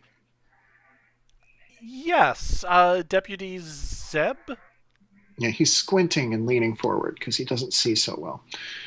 Yes, I'm Zeb. Yes, that's me. Wonderful. I was wondering if you could do me a favor, and in fact do the entire town a favor. Would you, well, I don't know how much you have heard about what is going on this morning, but we are missing a horse and also a girl, and we could use your assistance with watching the children at the schoolhouse, as the teacher has some information that might be able to help us find this missing girl more quickly. So if you could come along with me and just keep an eye on them for a short time while we take a look, that would be an incredible help to the town. A favor, you say? Of course, to the entire town. What are you going to pay me? You would charge for such a service to the community? Do you want to have a missing girl on your hands? You wouldn't charge for such a service to the community? Of course not. I mean, such a town like this, a missing girl. I think you're going to have to roll parley again. I think that's where this night is. It's a Yep. parley kind of night. Hooray! So that's plus charisma. All right. That is boxcars on the dice, so that's 13. Okay. Well, you know what? The way you can convince Zeb loves a story. Mm-hmm. He would love to hear a great story about someone doing something good for the community out of the goodness of their heart, and probably he'd go along with it because he would be that entertained. So, yeah, he just needs a good story. My friend, I can certainly understand that all of our time is precious, and we all need some sort of compensation. But there are some times when the needs of the many outweigh the needs of the few, and we must all band together in order and make sacrifices, even small ones, in order to assist with the smooth running and happiness of the town. Why, I can think of several instances where even the most hard-hearted scoundrels. Back in my time in West Bay, there was a incredible scoundrel, was known throughout the entire town as just being the most flint-hearted, uh, cruel individual. Nothing like yourself, I'm sure. But when they had discovered that everyone had a plague was sweeping the town, and they had access to the only means of getting in a cure, they took it upon themselves, out of the goodness of their heart, to sail across these incredibly stormy waters, braving unknown hazards. They told me that they were attacked by these half women, half seals that tried to swarm the ship, and he fought them off barehanded, throwing them into the water in order to get this vial of medicine desperately back to the town of West Bay. And when he came back, everyone was so sick they could not do anything. But he was able to bring his boat in, wrecked his little boat against the shore at great personal sacrifice, and then rushed through the town with this vial and was able to add it to the town water supply, and then went from person to person with a cup, just pouring a bit of the medicine infused water into every mouth. And it was such a tremendous sacrifice on their part, and they've been hailed as a hero ever since. I'm sure you've heard of the hero of West Bay, Generos. A well-traveled man such as yourself, Generos of West Bay, savior. So if I come with you and look after these kids, I might need a half woman, half seal. It is not outside the realm of the possible, my friend. All right, then. And as he starts to gather his stuff, the door opens and a dog comes in and grabs a pack in back and sort of looks up at Zeb and gives a quick bark. And Zeb says, "Oh, I know. This one told me already, but thank you." And then the dog goes off with the pack. All right, I'll come and look after the children. That was a very good story. I know there's not a town called West Bay, right? Oh, they did change it. It's like that's the old name is how I had heard the story. Uh-huh. But he does follow you. He was suitably entertained. He does follow you to the schoolhouse, where Lyra is currently teaching about. She's teaching something about math. She's teaching about sheep. There we go. I basically just let her give a presentation on sheep for a minute. Sure, teach about sheep. This day has gone to hell. Some sheep are white, some sheep are off-white, some sheep are like kind of gray, some sheep are kind of like a gray-white. There's also like black sheep, and then there's like kind of lighter black sheep, and dark gray sheep. My favorite kind of sheep is a red sheep, but you don't see those very often, do you? No, I've never seen a red sheep. Yeah. Okay. So I want to kind of tie in something else lore-wise. Sure. At the beginning, I was mentioning that there's something about Stonetop that we have that nobody else has. Mm-hmm. And this suggestion came from chat. The suggestion from chat was actually fuzzy slippers, but that led me to sheep. And I think that Stonetop is known far and wide for the Stonetop crookhorn, Okay. which is a particular brand of sheep with a particular desirable wool that can be Okay. used for all sorts of textiles and is highly sought after in the lands to the south. And Lyra is the daughter of the top sheep farmer in town. So her family's rolling in it. So you kind of have to listen to her because they're funding the school, I think. But yeah, so okay, sheep, lots of sheep in Stonetop, the Stonetop crookhorn. Yeah, so Zeb walks in. He's like, "Kids, here to teach you." Thank you, Zeb. We're currently in the middle of a very special lesson about the crookhorn sheep by Lyra. Later is show and tell. Just get them through that, get them fed, and they have some math problems they need to do on their own. Now, you kids heard about Crinwin? Crinwin are these sort of pesky type beasts that live out in the woods. They're kind of lizard monkey type things. I'll show you a photo of them sometime. And he just kind of puts one foot up on the desk and goes like this and says, "I once saw a Crinwin get its teeth into a sheep. Wasn't pretty, really disturbing," and begins describing this in graphic detail. I believe that is our cue. Tira. Lyra's just like, looks progressively more and more like distraught about this. There's a moment where as they're doing this, Tyrion just puts her hands over Lyra's ears. Like, this poor girl's upset, loves sheep. She's like, all right, this day is, I hope the parents don't complain. I'm sure Let's she'll go. be fine. She knows that there are predators and that there are animals that eat sheep as well. She's not sheltered. In my experience, people who live that closely to the animals are quite aware of their foibles and the predators. Doesn't mean you like to hear about them.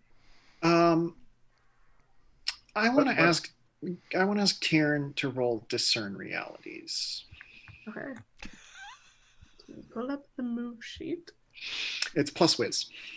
Okay. We didn't put sheep harm on the lines or veils, so... Listen, I'm always going to cut around animal cruelty, so this is an old man telling a story about a thing that probably didn't happen in graphic detail to some children.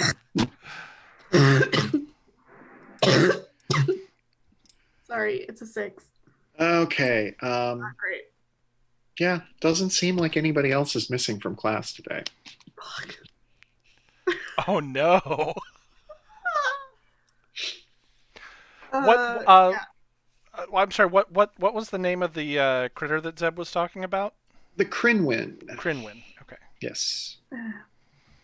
And the monkey lizard. Okay. Yeah. They're kind of alien-ish, I guess I'd say. Like, yeah.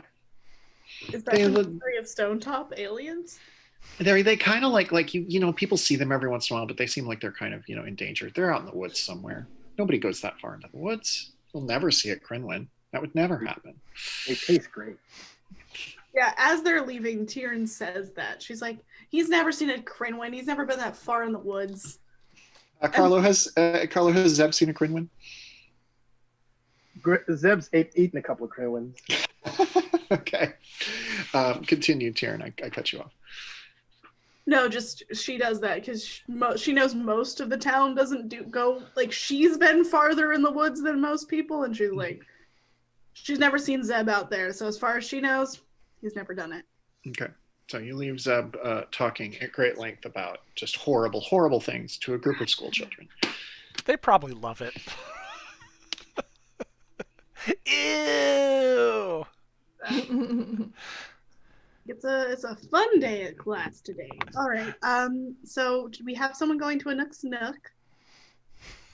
Do we have any leads on where Fireball went, or? Well, I was actually hoping you could direct me and yourself to the Nook, and perhaps you might see something that others miss, and it perhaps will give us a clue of where she might have gone, assuming she left with the horse. Okay, let's go. And she's like, basically, it's like, starts marching on towards her spin. She's all like tall and lanky and just like marching. I think that Braun is kind of average height, so Tyrion might be taller than he is. So I'm speed walking to keep up, but in a dignified way. How well do you two know each other, Tyrion and Braun? We have relationships between most of the other characters, but I don't think we have one really between you. Oh, actually, we do. We have one regarding artifacts and searching for things. So it's more professional, I think, than social, but we're not strangers. Right. What's the last thing you found for Tyrion? I think it was the you had found found a thing that wasn't what you said it was, but I'm wondering what are you talking about? It was 100% legit statue that prevented disease and increased your attraction to your preferred partners. Okay, all right, sure. All right, Tyrion, tell me a little bit more about this Nook. The Nook itself is like, it's a very big tree that's kind of grown out and at some point probably combusted or something and now has like a big gaping open hole. You could actually fit, like, she and a Nook can fit in the Nook together. And it's kind of like strange because most of the trees in the forest aren't that big. But this one seemed very special and a Nook seemed drawn to it, and so Tyrion set up some like protective stuff around it, trying to make sure that, like, because it's such an unusual tree, trying to make sure that it doesn't have any kind of negative properties. So she like made some little protective spell jars and things and hung them around, and it's just like she made it into like a cute little almost fairy Nook. Okay. Tell me about a time. Actually, I'm going to do a flashback. I want to see a time when you were with a Nook in her Nook. Well, one day a Nook came running by the school and Tyrion walked out and saw her and was like, "Where are you going in such a hurry?" She knew, but she still had to ask. Oh, follow me. Okay, let's go. You lead the way. And she like scampers off. She runs so fast out to the edge of town, where there's this little Nook, and she like is like kind of like embarrassed by it when you get there. And she's like, it's just I just come here sometimes to read. No big deal. I think it's magical. Look at it. It's so cool. Look at this tree. It's huge. I come out here sometimes, just to kind of hide. You ever want to just hide? I have a bedroom. It helps. Yeah. I mean, I have 5 younger brothers and sisters, so I don't really have that. They want me to work in the fields. They don't want me to go to school anymore. I know. And I've tried talking to your parents. I've told them that you're really smart and that you have a gift and a talent, and you should keep coming to school whenever you can, because I think you could go travel and do really cool things. Really? You You could go to think university if you wanted to. you think I could travel? Yeah. Fuck. Said the wrong thing, but yep. Thank you for that. That is so nice of you. It is the season of gifts. Yeah. Gifts for my GM. And she's like, travel. Oh, yeah. Yeah, I mean, I come from a town far away, and I went to school in another town, and then I came here. You could do that if you wanted to. Yeah, I guess, you know what? You're really right. I just have to I just have to convince my parents. Yeah, you're right. You've got it. Thank you so much. You just got to talk to them about coming to school more so that I can teach you more things about what you need to know for university. Because, Okay. Yeah. But first, I have a little something that might look really cute in your tree. And she pulls out like a little jar that she made that has some really sparkly crystal dust in it. Mhm. And like a cute little like branch flower that's like almost perfectly preserved somehow.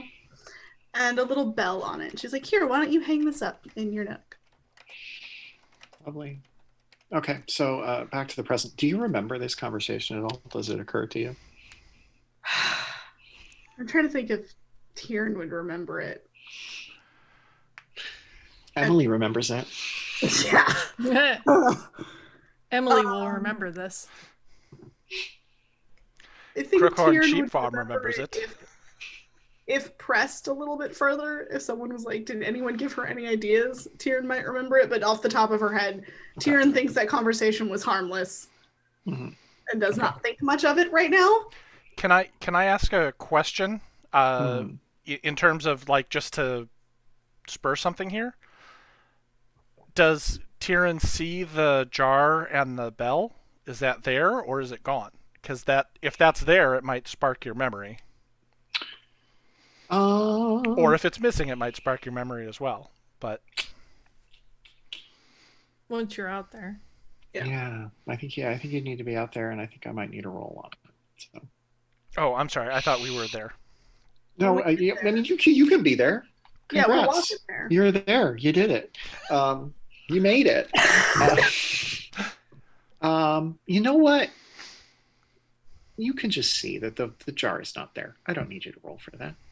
The jar is not there. Wow, looks like we're having a regular party. Oh, hello. You made it. Yeah, we got Zeb to watch the kids. Oh, Not really? my first choice. Zeb. Oof. It's educational. They will be safe. Yes, That they much will is- be safe. And that's what matters. Cut to the schoolhouse for 5 seconds. Now, giant spiders. That's the thing you need to watch out for. Back to you guys. Dogs. But she starts looking over the nook, and yeah, she sees the jar is not there, and she's like, "Oh, the jar is missing." And she starts to kind of like Jar? look around to see if maybe it fell off. What jar? I gave her. When she showed me the nook, I gave her a little jar to decorate. I also put up some like protective wards and stuff so that she could be safe here. The marshal takes a step back when you say that. But the jar is missing, and I don't see it. Like, she doesn't see it on the ground or anything, right? No. Okay. No. She's like, well, Is any- so I took her out here, and we were talking. She was telling me about how she just wants to get away sometimes, and I told her that, you know, if she keeps coming to school, she could, you know, travel and go to university one day and see the cities around. Oh. That part. Is it possible to roll to look around for additional clues? Sure. There sure is. Discern realities is plus wisdom. So I Plus would wisdom. also like Alright, that as so- well. Can we all? I one of you can roll discern realities, but someone can aid them. I got an 11. Okay. All right. So you get to ask 3 questions off the list. There's a list? All right. Yes, it's on the move sheet. It's under discern realities. What happened here recently? What is about to happen? What should I be on the lookout for? What here is useful or valuable to me? Who or what is really in control here? What here is not what it appears to be? I'm going to start with what here is not what it appears to be. So Anouk has a little shelf of books here, just like kind of, faded, worn ones that she doesn't mind sort of being out here in the elements. But as you are pulling them out, one of them is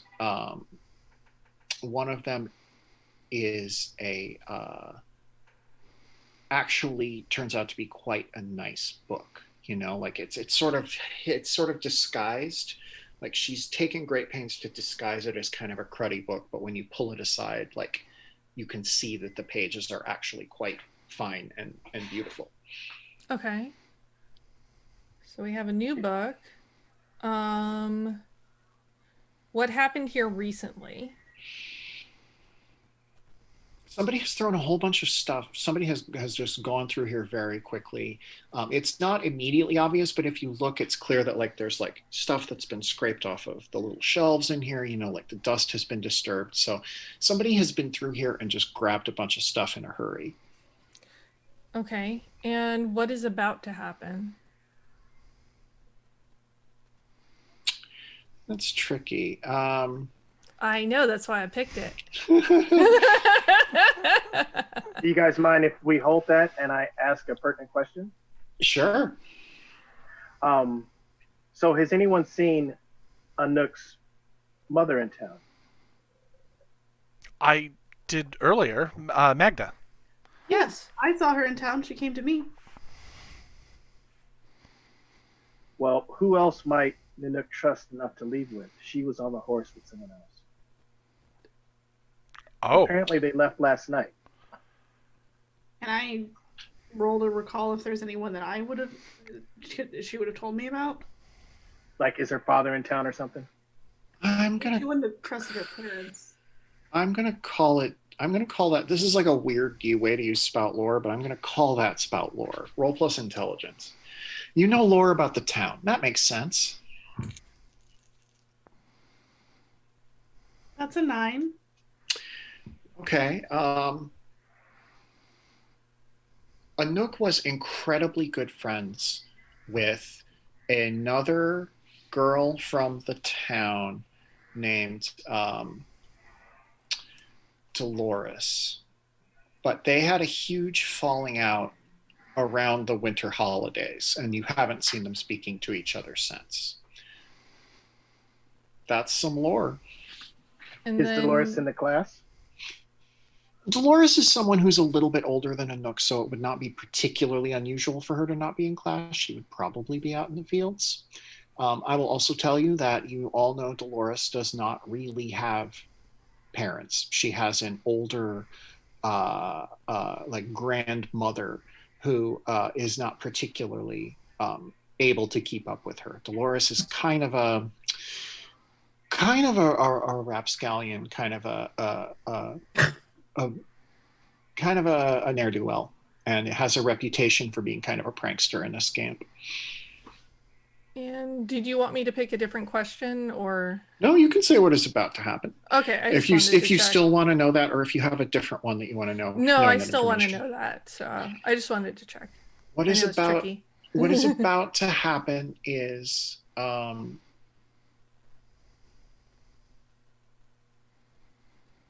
what is about to happen is that you could kind of put all of this together to know that if someone left here on Fireball, you don't have a lot of time before they will get too far ahead of you to like ever catch up. Okay. I'm going to start frantically looking for tracks. Okay. That would be another discern reality, so I'm going to see if others want to do something. Sure. If you share any of that information with the others as well. Yeah, we got to look fast. We got to move fast. Yeah. Do you think that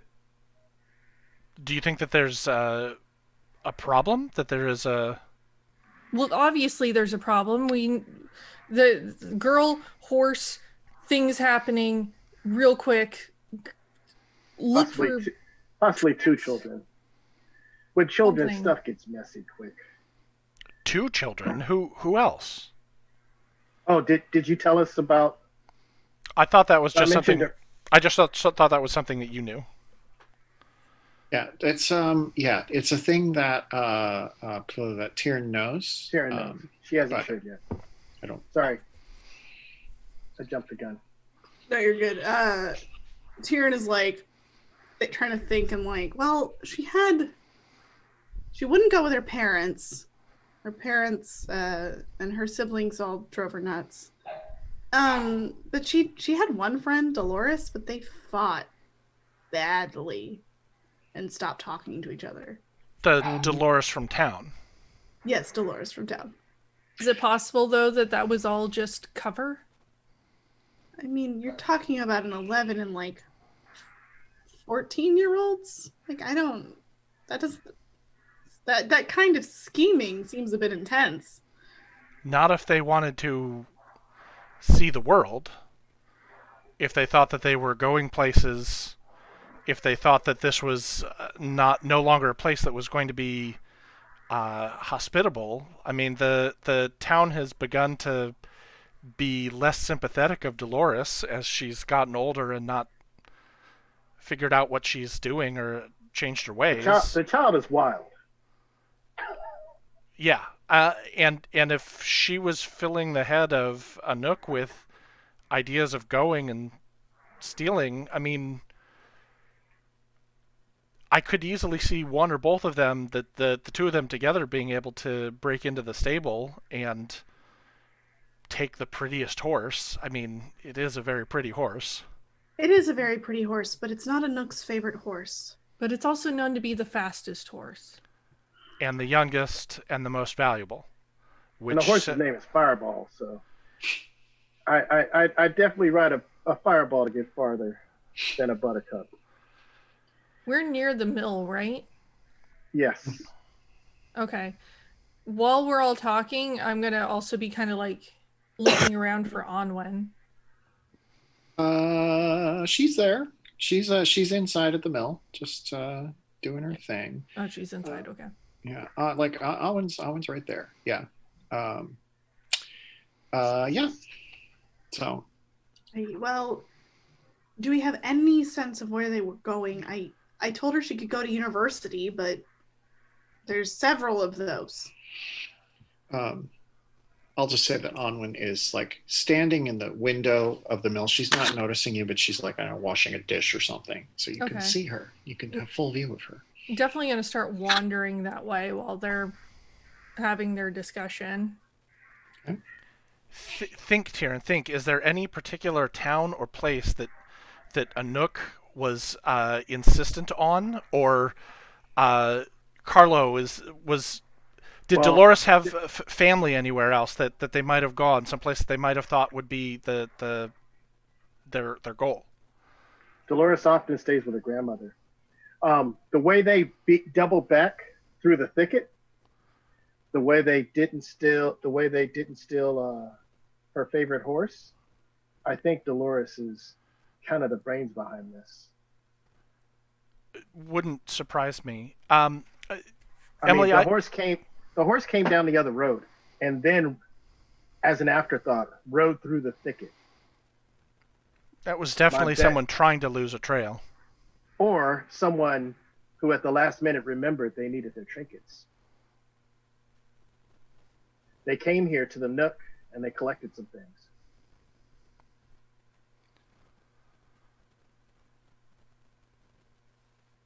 Yes. Emily, can you answer a question for me? Based on the map, it looked to me like there was kind of only one way into Stonetop, up like a windy mountain path.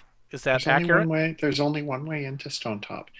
I mean, short of just cutting through farms, right. I guess? There are lookout towers posted, but if you could skirt around them, you might be able to get on the road go back down. I will say the ways out of Stonetop, which you would all know, you can cross the river into the woods.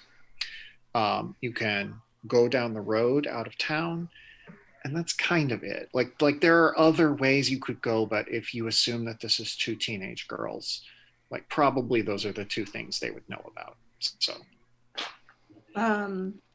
if I were planning this, it seems like doubling back and circling down towards the road while everyone else was walking out to the field, since this is the first day of planting, would be a good way to avoid attention. I think we need to get out. We need to get to the city walls quick, or to the watchtower. Yeah. I'll try to think. Like, Tyrion is trying to think of any like the closest university or the closest town they could go to, but she's like, yeah, let's just go. Think on the run. Come. And I'm going to start running towards the watchtower. As we're running, Tyrion is going to just like do like a Ilsa, come on, we gotta go. Amlin is very like, she looks very lovely today. She's doing a good job of washing the dish, and she looks up at you and she smiles and she nods hello. Ilsa.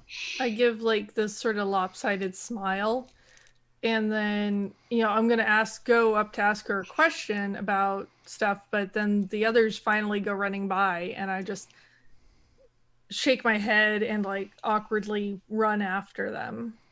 Amlin kind of makes a slightly disappointed face and watches you go. So is this noticeable, or can I roll to notice this? Sure. About Ilsa? Sure. Roll plus. Is this discern realities? Yeah, why not? Roll plus whiz. Okay. It's plus int for me. No, I'm oblivious. That's a 6. Nothing is happening here. Right. The marshal may or may not know who she's looking at or what's going on in this moment, but he's not leaving Ilsa down there because he has promised to keep her safe. So are you're all running off with Tyrion and Bronn? Yeah. Okay. Cool. Great. So you're headed toward the guard tower, correct? Mm-hmm. So do we all need to go to the guard tower? Where would you like to go instead? You can go wherever you want. I still want to look for tracks, especially if it's so early in the spring. Okay. Because, we need to find a trail, and if we go up all the way up to we're in the fields around Stonetop. We go all the way up to the top, we're kind of losing time. Okay. So you want to look for tracks. So on a meta level, do the two of you want to look for tracks and see if they're, maybe tried to cross the river into the woods, while the two of us run and see if we can catch them at the watchtower? I mean, that makes sense. Do you want to do the main role, Mo, and I'll assist? Sure. I have a move, and I think I used it for this game. Is that how this works? Yeah, if you've used it, I think you can only use it once per session. Yeah. So, Oh, really? I didn't realize that. Okay. That's my understanding. I'll double check, but let's just play that way tonight, and we'll find out. So, happy to make a roll. You want to discern realities,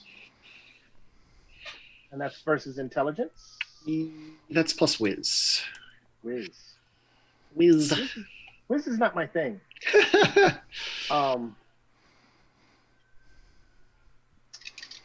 You can take because Ilsa's helping. You can take a third dice and then take the top two. So okay. Sounds good. I don't need to have an explanation of why that's happening. So it's still a 6. Didn't you have a +1 going forward on things related to this search? Wasn't that the result of your last roll? It's gain advantage on your next roll. roll. Ah, okay. okay. okay. okay. I mean, it was wet enough last night. Like there was, dew. There was a little bit of rain. Like like if there probably were tracks here. I'm not even going to say like you don't see tracks. You see where there were tracks. They're just illegible now because they've been Right. wiped out by the rain. Yeah.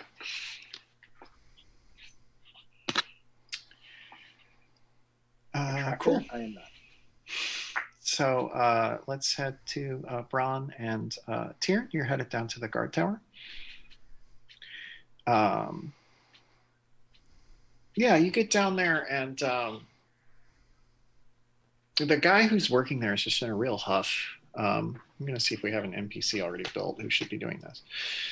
I don't think we do. No, you know what? Last night was Alice's night on the watchtower.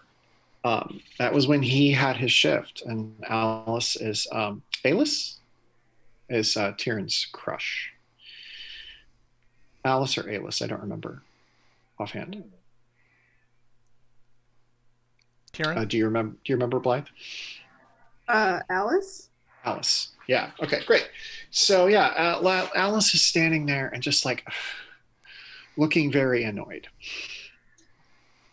And then somebody drops down a ladder, and he's about to put one. It's like a rope ladder. He's about to put one foot onto it when he sees you, and immediately steps off and like brushes his hands off on his clothes, and he's like, "Oh, Tyrion, it's you." Oh, is this the boy that I had a crush on? Because I do have a name for him. Yeah, his name is Alice. No, it is Alice. That's right. Yeah. So, Mm-hmm. I wrote that right. I'm smart. Tyrion suddenly gets a little awkward and is like, "Oh, hi. Hello. Can we come up? Can we come up there?"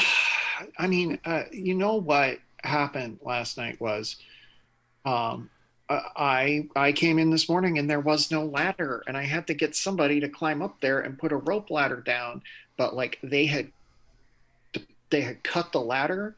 It's that so that nobody could go up there. You know who was on shift last night? You can probably just about guess. No, tell us, please. Dolores. You know that little girl who's always running around and making trouble? Why She was is on shift last night. Dolores Nobody on was the shift watching. of the watchtower? She's of age. She's over 13. She can do watch shifts like anyone else. Listen, So no one was watching last night, is what I'm saying, because she wasn't up there when we went up there. No one was watching. has anyone been up in the tower so far today? Well, yeah. I mean, Who's up there? I just sent Sven up there. He shimmied up the pole, and then he dropped down the rope ladder. We're gonna have to put up a new. I yell out to Sven. Hello. Yeah, I didn't want to yell into the mic, but No, that's fine. Sven, look all around. Is there someone riding a horse? Two girls riding a horse, Dolores and Anouk. And Fireball is Fireball. the horse. In Well, any direction, do you see them? I don't see anything. I just got up here. Well, look, please. This is urgent. Yeah. And he Alice- go ahead. Oh, Alice, did you see anything on your watch? I haven't been up there yet. I was just going to go up. I felt so terribly, terribly, terribly bad. Your hair looks really good today.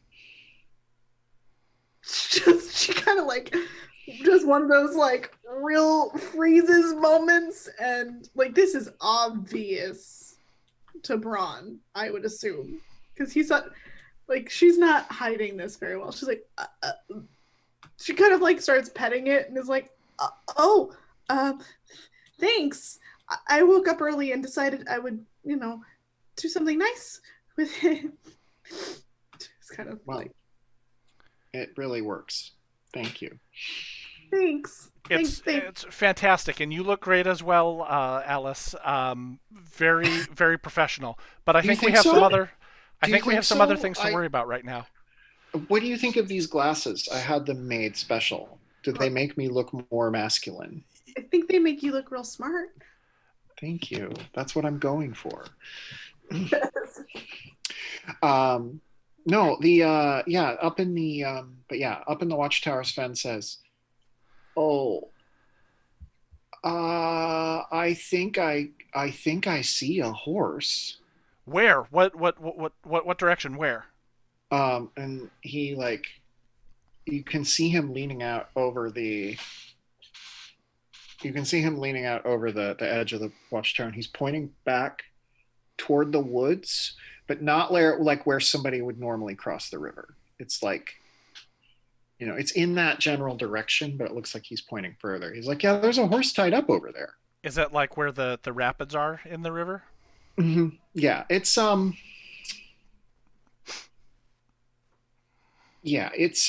it's far enough away that nobody would like think to look there, but you can see it from the watchtower.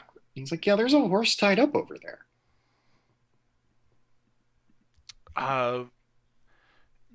Great. Thank you. We have to go. Tyrion, come on. Yeah. Yes. See you later. She kind of like waves at Alice and is just like, oh, I gotta. I've been thinking about learning how to play parsnips. If you want to try and play parsnips sometime. The two of you are lovely. I'll teach you. I'll get a bottle of wine, but we have to go right now. Grabs. She's like, bye. Yes. Okay. So, Ilsa, you're still checking out the tracks with Carlo? I was, yes. Okay, cool. I'll just say your path will take you by where Carlo and Ilsa were. And the spot where Sven saw the horse tied up is also within walking distance of town. It's going to be a little bit of a trek, but you can get there, within an hour or two. It's not bad. A couple miles. Now I'm assuming you come fill us in and we take off. Back. So are all of the horses in use today for plowing besides Fireball? Yes, and most of them are not very fast. Okay. Yeah, Fireball's the fast one. Like I'm sure. Ilsa, who's the second fastest horse? Well, I have a horse squirreled away. Ooh, named Smoke. Smoke. That was the one I rescued from the adventurer that tried to basically run it to death. Right. Smoke. All right, I'm going to say this because Smoke and Ilsa have a pre-existing relationship. If you want to go and get Smoke, you can go and get Smoke. I'm going to go and get Smoke. Okay, let's go and get Smoke. Like, yeah, they're bringing, like, Smoke is normally going to go out and do plowing, but it is the first day of the season, so probably you can get Smoke without too much trouble because everyone's very happy that you Guys, we've got it solved now. Where there's Smoke, there's Fireball.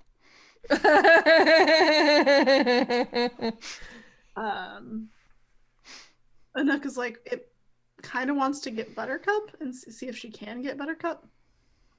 No, so the way part of this game works is there is like you can requisition stuff from the town, and we'll talk a little bit about that probably at the start of next session. Okay. But like if you want to get like sort of a vital asset like Buttercup, you're going to have to like persuade somebody that it's super vital. Smoke, I'm sort of giving you a freebie because Smoke and Ilsa are best friends. Well, yeah, this was just going to be Tyrion was going to see if she could get Buttercup because it might convince Anouk. Yeah. Mm-hmm. To not run away. So do we know about Smoke, or is this something that Ilsa would have to go do? I assume if you want to try to convince them to go get Smoke, you can do so. To all come with you, or I think Ilsa's just gonna run off, just kind of have that like light bulb moment. I think she's so thrilled to have this adventure that she's just gonna be like light bulb moment, runs off in a different direction. Where are you going? We need to hurry. I know. It's like running. Fine. Yeah. And I keep running, but making the best pace I can towards where Sven described the horse. Yeah. Tyrion, what do you do? Tyrion kind of sees Ilsa run away and is like, guess I'll just keep following. And she runs after Braun. Like, I hope Ilsa knows what she's doing. It's kind of one of those moments she's like, I trust her. Go. Cool. Tell me about where Smoke, because I think we set up that Smoke does not live does Smoke live in the stables, or we set up that he lives with your dad? I think we set up that he lives with my dad. Okay. Yeah, I'm going to do a quick find here for horse. Yes, okay. So, yeah, so it's in it is in the blacksmith shop. So, yeah, your father is there sort of hammering away at a sword or something, and he looks up and sees you, and you're dressed to work in the blacksmith shop today. Can't talk. Can't talk, need smoke. Oh, you're here to have lunch? I have some cheese and bread. No, need the horse. Need smoke. Need the horse. Gotta go. Gotta go. Kid missing, horse missing. Very important.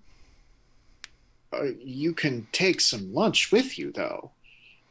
Only if it's ready right now. And he sort of... There's an affectionate smile. He's like, there's a loaf of bread. Just take it along and have I'm sure that you'll have a lovely time, and take the horse. Yep, that's my plan. Okay, got the bread, got the horse. All right, bye. Love you. Bye. Love you too. And is the horse saddled at all? Or are you just hopping on a horse? No, I'm just getting on the horse. I am just this is my first chance to get to go do something outside of the bar. And give me a straight 2d6 roll of how good you are at riding horses. Oh Lord. Oh, dice don't fail me now. Cue up the William Tell overture. Oh, no, stop. Oh no. Oh no, I'm not very good at riding the horse. I got a 5. With without a saddle and without stirrups and without reins and all of that, just sort of riding it bareback, you can like sort of guide it at a walk, but if you get anywhere above a walk, it's going to be disastrous. So you'll either need to find you'll either need to take the time to saddle it up, or you'll have to just like walk it all the way out to where... I am going to do the fastest saddling job I can. We're talking like the pits at the Indy 500. Like, how quickly can she do it? Let me see. I was going to say roll me you know what? Roll me Defy Danger. Okay. which is plus, I would say plus intelligence to apply expertise or enact a clever plan. Okay. That is going to be an 8. Okay. Yeah, so you are able to get the saddle and everything on very quickly, but the harder you ride, the longer you ride, the faster you ride, the more that like it might slip. Like you have not done a great job, you've done a good job. I'm trying to go at like a decent like gallop, not like a full breakneck speed. Okay. Yeah, that's fine. You can do that heading out toward Fireball. And I'm imagining that your Braun is running and running, and this horse like runs up right alongside. That's fine. I'm about to get smoked. I get it. Carlo, where are you in all of this? I will tell you what happened while you were out. There was a Braun and Tyrion had seen that there's a horse tied up out by the rapids, and Ilsa ran off to get a horse to get Smoke the horse to go after the horse that's tied up. And we're just sort of, so you can kind of be wherever you want. We'll just say you followed whomever. So Ilsa went home to get smoke, right? Mm-hmm. So I would be running behind Ilsa. Me and Dur.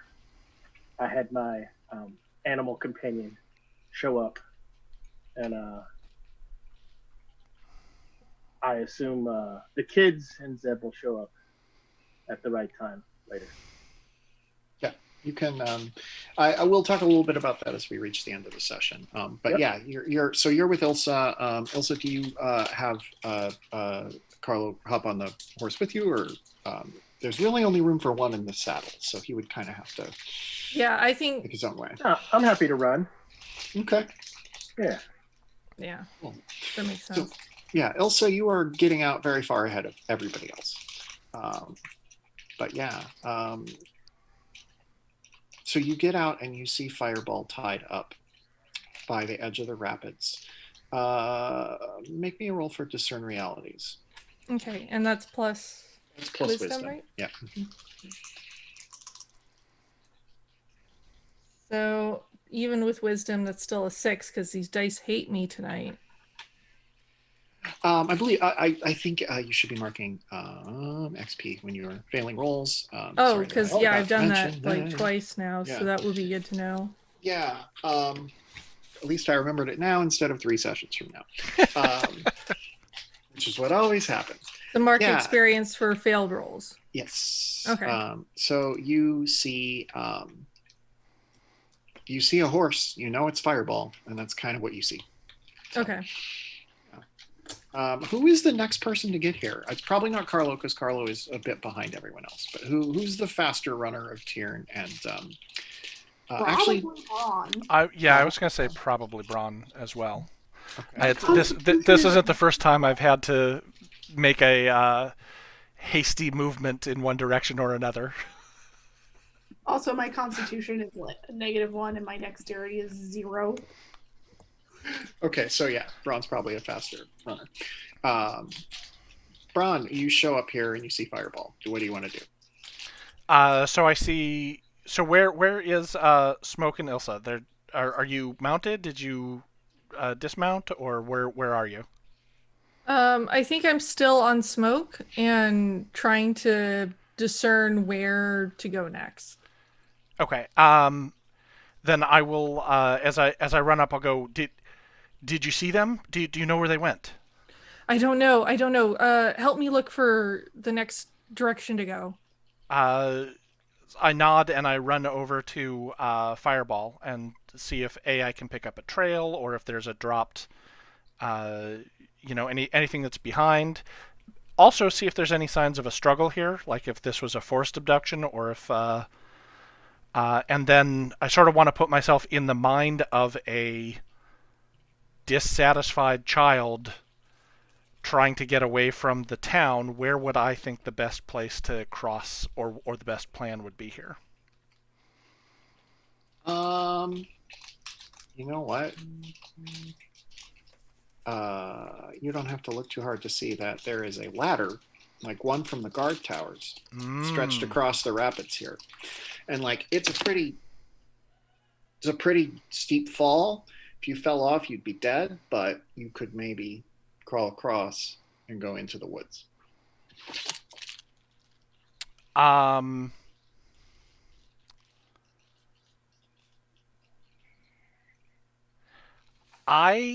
This is a really dumb idea. I think that I really want to find these kids, and I know that I am dexterous, and so I just want to run across the ladder to the other side.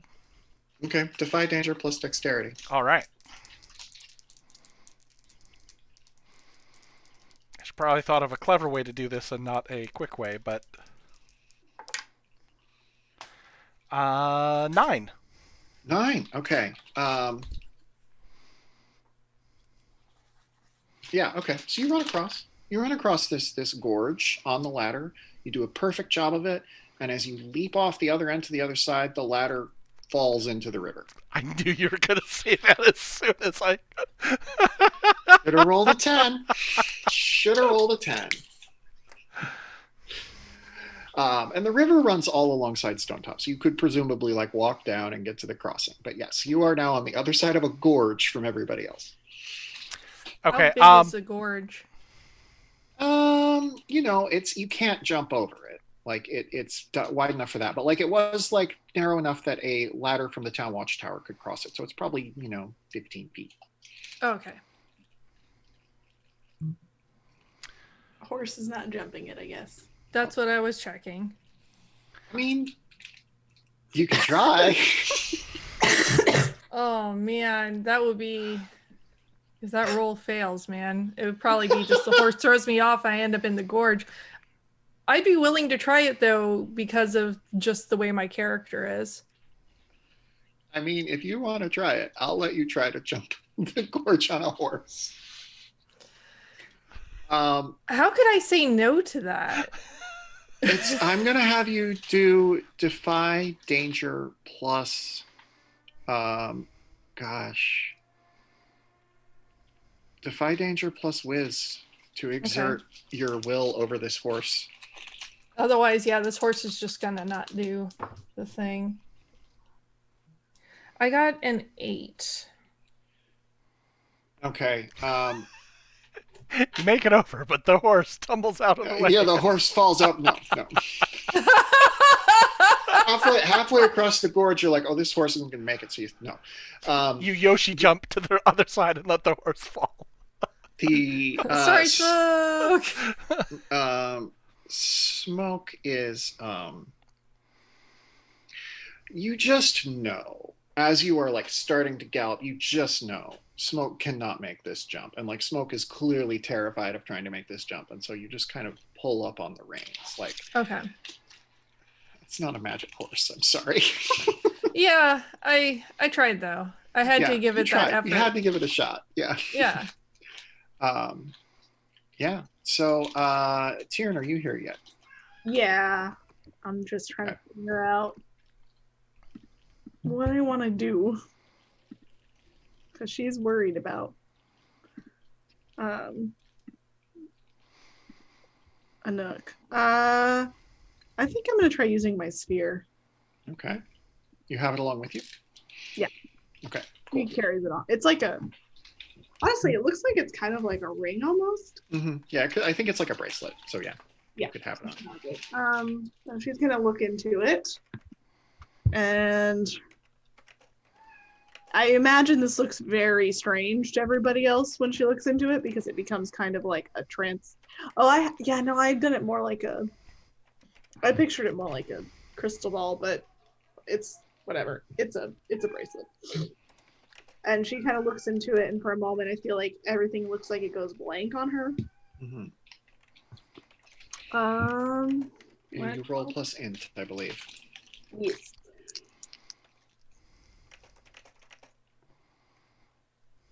That is an 8. Okay. So I get All one. right.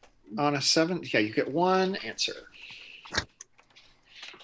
I also hold an acumen, which I guess can help me not fail later.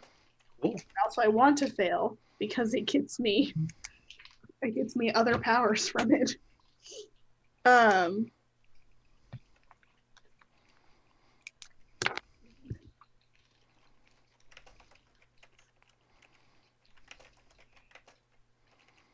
What am I overlooking? You're overlooking those weird marks that are sketched into the side and the mud. Also, you're overlooking the fact that, well, you wouldn't know this, but gosh, there was a suspicious book back in the nook. There was a suspicious book back in the nook? Mm-hmm. Yeah. And we retcon and say I took it? No. No, you didn't know about it. Ilsa saw it. Yeah. Ilsa saw it. But maybe Ilsa took it. I don't know. But yeah, there are weird marks in the side of the, right here on the edge where the ladder had been. Now that the ladder has fallen, you can see these marks. All right, well, I want to look at those. Discern some realities. Or no, spout lore. This will be spout lore. Spout lore? It is intelligence, right? Yep. Okay.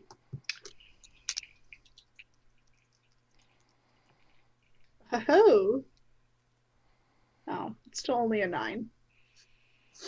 I rolled a 6 and I got excited, and then I was like, oh wait, then I rolled a 1. So it's a 9.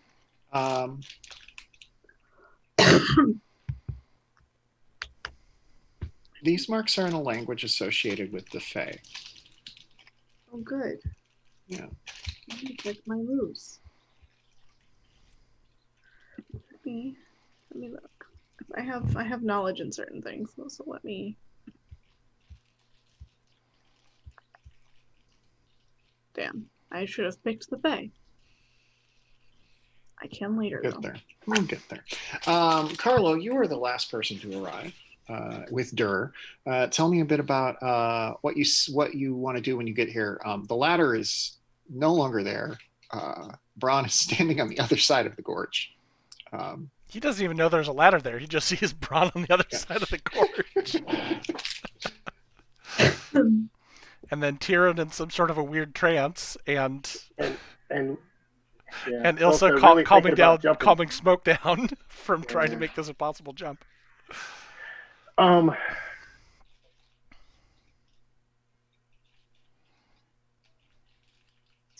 I say, Bron, go see if you can find them. We'll figure out how to get on the other side. Then I take my pack from Dur and I tell him, go get the boys. So All right. Dur takes off back to town. So as I understand it, like downstream a ways, there's a place that fords, or that there's an actual bridge or something. Okay. You will probably have to walk probably about 2.5 miles to get there. Right. I'm thinking everyone else. Yeah, it is closer to town. Now, I want to say a thing about that we're going to want to do before we go on an expedition, which is we will want to go back to town and basically gear up. The game is very interested in your inventory. It used to be way more interested in your inventory. Every redesign has made it a little less important, but it is still important to the game. So like right now, the game assumes that you're out there with basically nothing. You know, like you have the items that you naturally have on yourself. Carlo would probably have a weapon of some sort, but the others would almost certainly not. So, yeah. So basically, if you go into the woods, it's a bad idea to not have anything with you. That said, you know, if these girls are in the woods without a horse, they're not going to get as far as if they were just like running off on a horse. Right. I actually do have some knives on me. Okay, cool. I wondered about that. Yeah, I took all on the wrist. Okay. So even if I don't, it doesn't count against my inventory or penalty, but I always have a few knives secreted around me. No, that's fine. That's fine. Yeah. That makes sense. So I think with that information, I would feel confident trying to track them and enter into the area. I'm not defenseless. Okay, Yeah. cool. Doing sort of the same because I grabbed my gear. Okay. I have a snack, a bow, a couple arrows, a sword, and my sewing kit. I don't know how to say that word. All right. This is what I'm going to say. You are going into the woods after these girls, and you don't quite know where they are. You could be in there for anywhere from an afternoon to several days. You don't have like camping provisions. Right. You don't have rations. I'm cool with y'all doing this, but I'm just saying, like you're gonna have. There's a on the gear sheet, and we'll do this between sessions because it would be deadly boring to have it happen on camera. So I'm probably going to leave you here. But on the gear sheet, if you want to go into the woods right now, I'm going to let you all take a light load, which is basically you get 3 items off the gear sheet. And those can be like, oh, yeah, of course I have a tent. I carry one with me all the time. I'll be like, okay. That's in the fiction now. Yeah, that's that. Now you always have to have a tent somewhere on you. Or, you know, we can be like Ilsa, like, for however, like her apron gives some sort of shelter or something. But yeah, so you can do that, or you can go back to town and provision more steadily. You're already going to have to go closer to town to get to the fort outside of Ron. So, what I would propose, if we're sort of meta table talk right now, is what I would propose is that I continue to search for them, since they probably aren't too far ahead at this point, and then everyone who's on the other side of the river head back to town and could maybe grab some supplies from my shop as well, and then come across and meet up with me. And my intention. Oh, go ahead. My intention with sending. Oh. But I have a polyglot skill for the language on the floor. Sure. So I can describe, like, when you first encounter a living language in play, describe your proficiency with it, if any, and how you came to acquire it. And when you spout lore about any script, text, runes, or symbols that you encounter, you have advantage. Okay. So I'm going to say, I also realize now I have my books and scrolls, which I can use to make any spout lore roll I made into a 10+. So, things to remember. I'm going to say that during my studies, I have come across, like, it wasn't my focus or my specialty. I was much more interested in the Black Gates and, like, more esoteric things. But when you're studying magic and things, you kind of have to know the Fae, especially because they're kind of tricksy. So I think during my time at university, I acquired some books on the language and their runes so that I could protect myself from and others from Fae magics, or make deals or do whatever I needed to do, because the Fae are so much more prevalent than other types of magic. Cool. Sounds fine to me. All right. So you wanna roll plus advantage. You get 3d6 to roll on if you want to read these rooms. I do.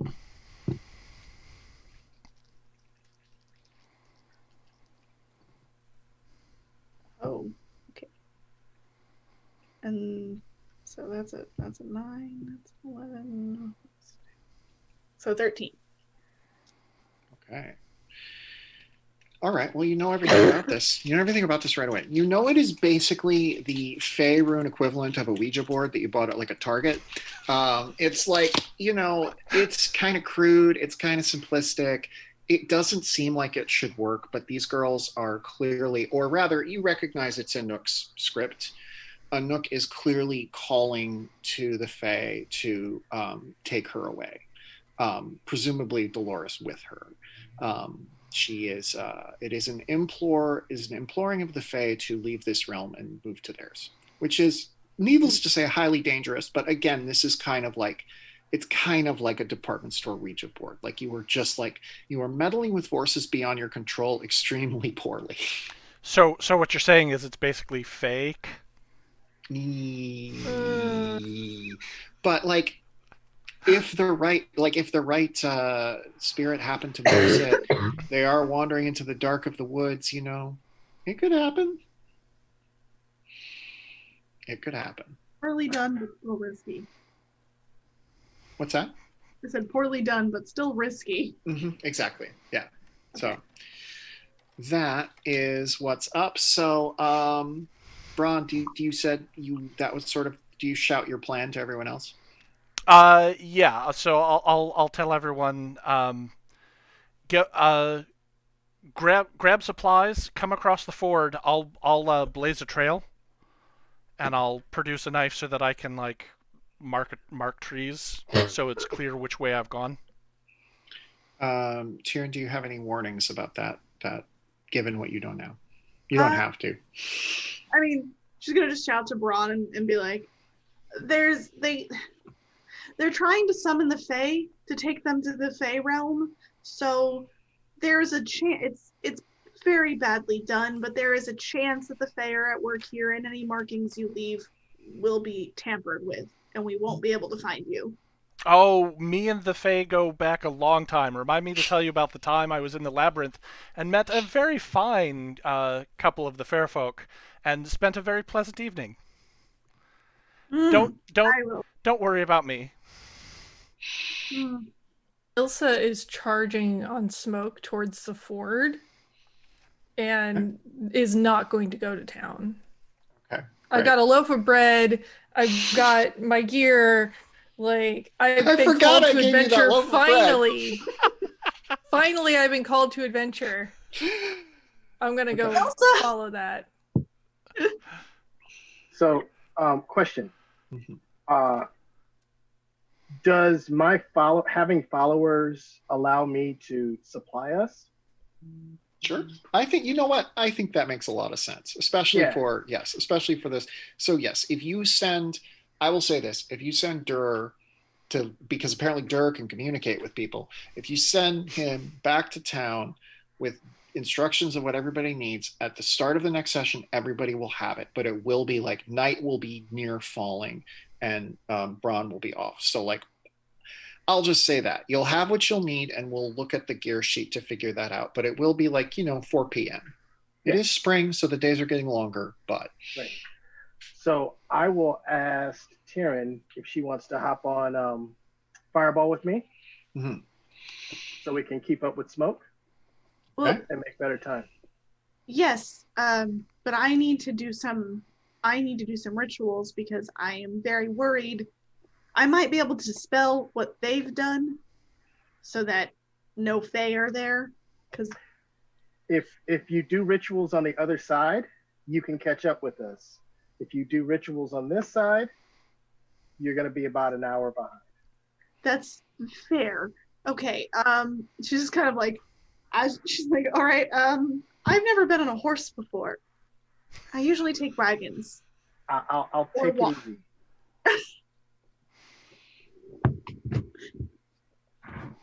All right, you're getting on the horse? Yep.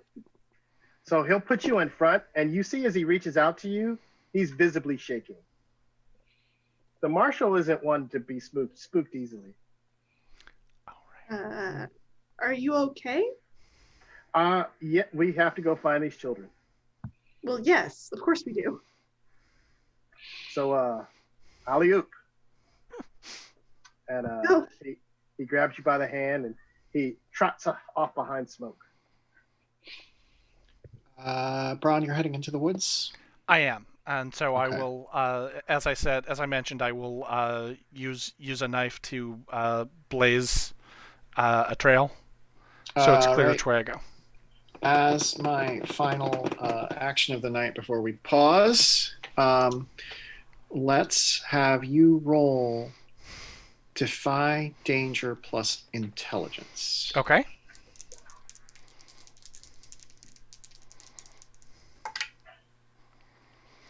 That's an 8. Okay.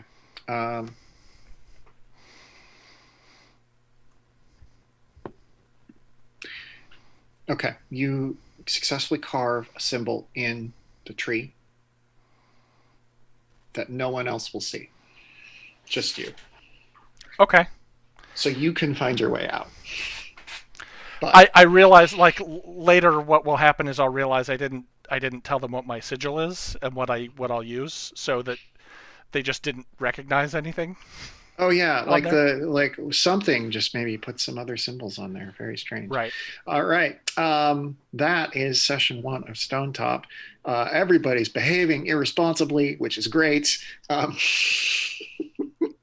Thank you so much for playing. Why don't y'all? Yes. Quick question, because Yes, I was ma'am. looking at experience on here. It looked like we all have certain motivations, and we get to mark experience at the end of a session if we follow that Yes, motivation. that's true. Thank you for that. Or that drive, rather. Yeah, please tell me about your drives, and if you feel that you met them, and you can grab experience from that. Nick, why don't you start? Great. For all his bluster, and a lot of these sort of, I feel like I sort of hit multiple drives in here, but the one that I think is most motivating for Braun is actually conscience, to forgo comfort or advantage to do the right thing, and I would feel that I have done so in this situation.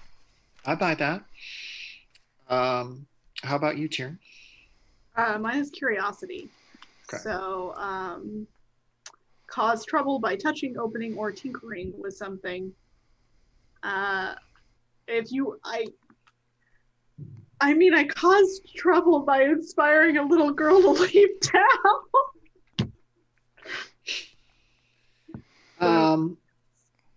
I'll allow it. It's session 1. I'll allow it. Sure. Do it. Cool. Ilsa. Experience? Yeah, mark experience. We're looking at the driven Mm-hmm. mark. Drive. Yeah. I'm not sure that, because you're supposed to have marked 1 to begin with, right? Yeah. I don't think that this one worked for the session. Your idol sacrificed themselves to save many. Okay. Yeah, that probably doesn't Yeah. quite apply, but we'll figure out. Now that I know that you're aiming towards that, I'll figure out a way to work it in. Carlo. Mhm. Mine is honor to keep a promise made to an NPC. Okay. I mean, yeah, you did promise to track down the horse, which you have done. So you can guess. XP is great. Cool. Thank you for reminding me of that, Nick. I always forget about that part. Okay. Well, thank you so much for watching, everybody. We're going to take a second to say, what everybody's up to. Why don't we start with you, Nick? Well, you can catch me here on this show on alternate Mondays. Besides that, I have nothing else going on. My other show just ended on Games We Never Play. So if you have a hankering for a Harley Quinn-esque low-level thug gang trying to carve out a chunk of Gotham, you can go watch that. It should all be up by the time this airs. Beyond that, you can catch me online on Twitter at Sungrowler, and I will be happy to talk to you. Blythe, tell us what you're up to. Hi, I have been Blythe Kala. You can find me on Twitter, Instagram, Twitch, and YouTube at Blythe Kala93. You can also find me on Saturdays GMing Star Wars Silence in the Force, which is a hack of demigods, which is also powered by the Apocalypse. That is every Saturday at 10 a.m. on twitch.tv/It's Probably Okay. You can also catch the VODs on Probably Okay Games on YouTube. And yeah, I think that's most of what I'm doing right now. I've also interviewed on a couple podcasts recently. You can go to my Twitter and find those. I did one about being a woman in the industry and one just talking about storytelling and why I love storytelling and why I got into entertainment. So yeah, those are both pretty cool. Mac, what are you up to?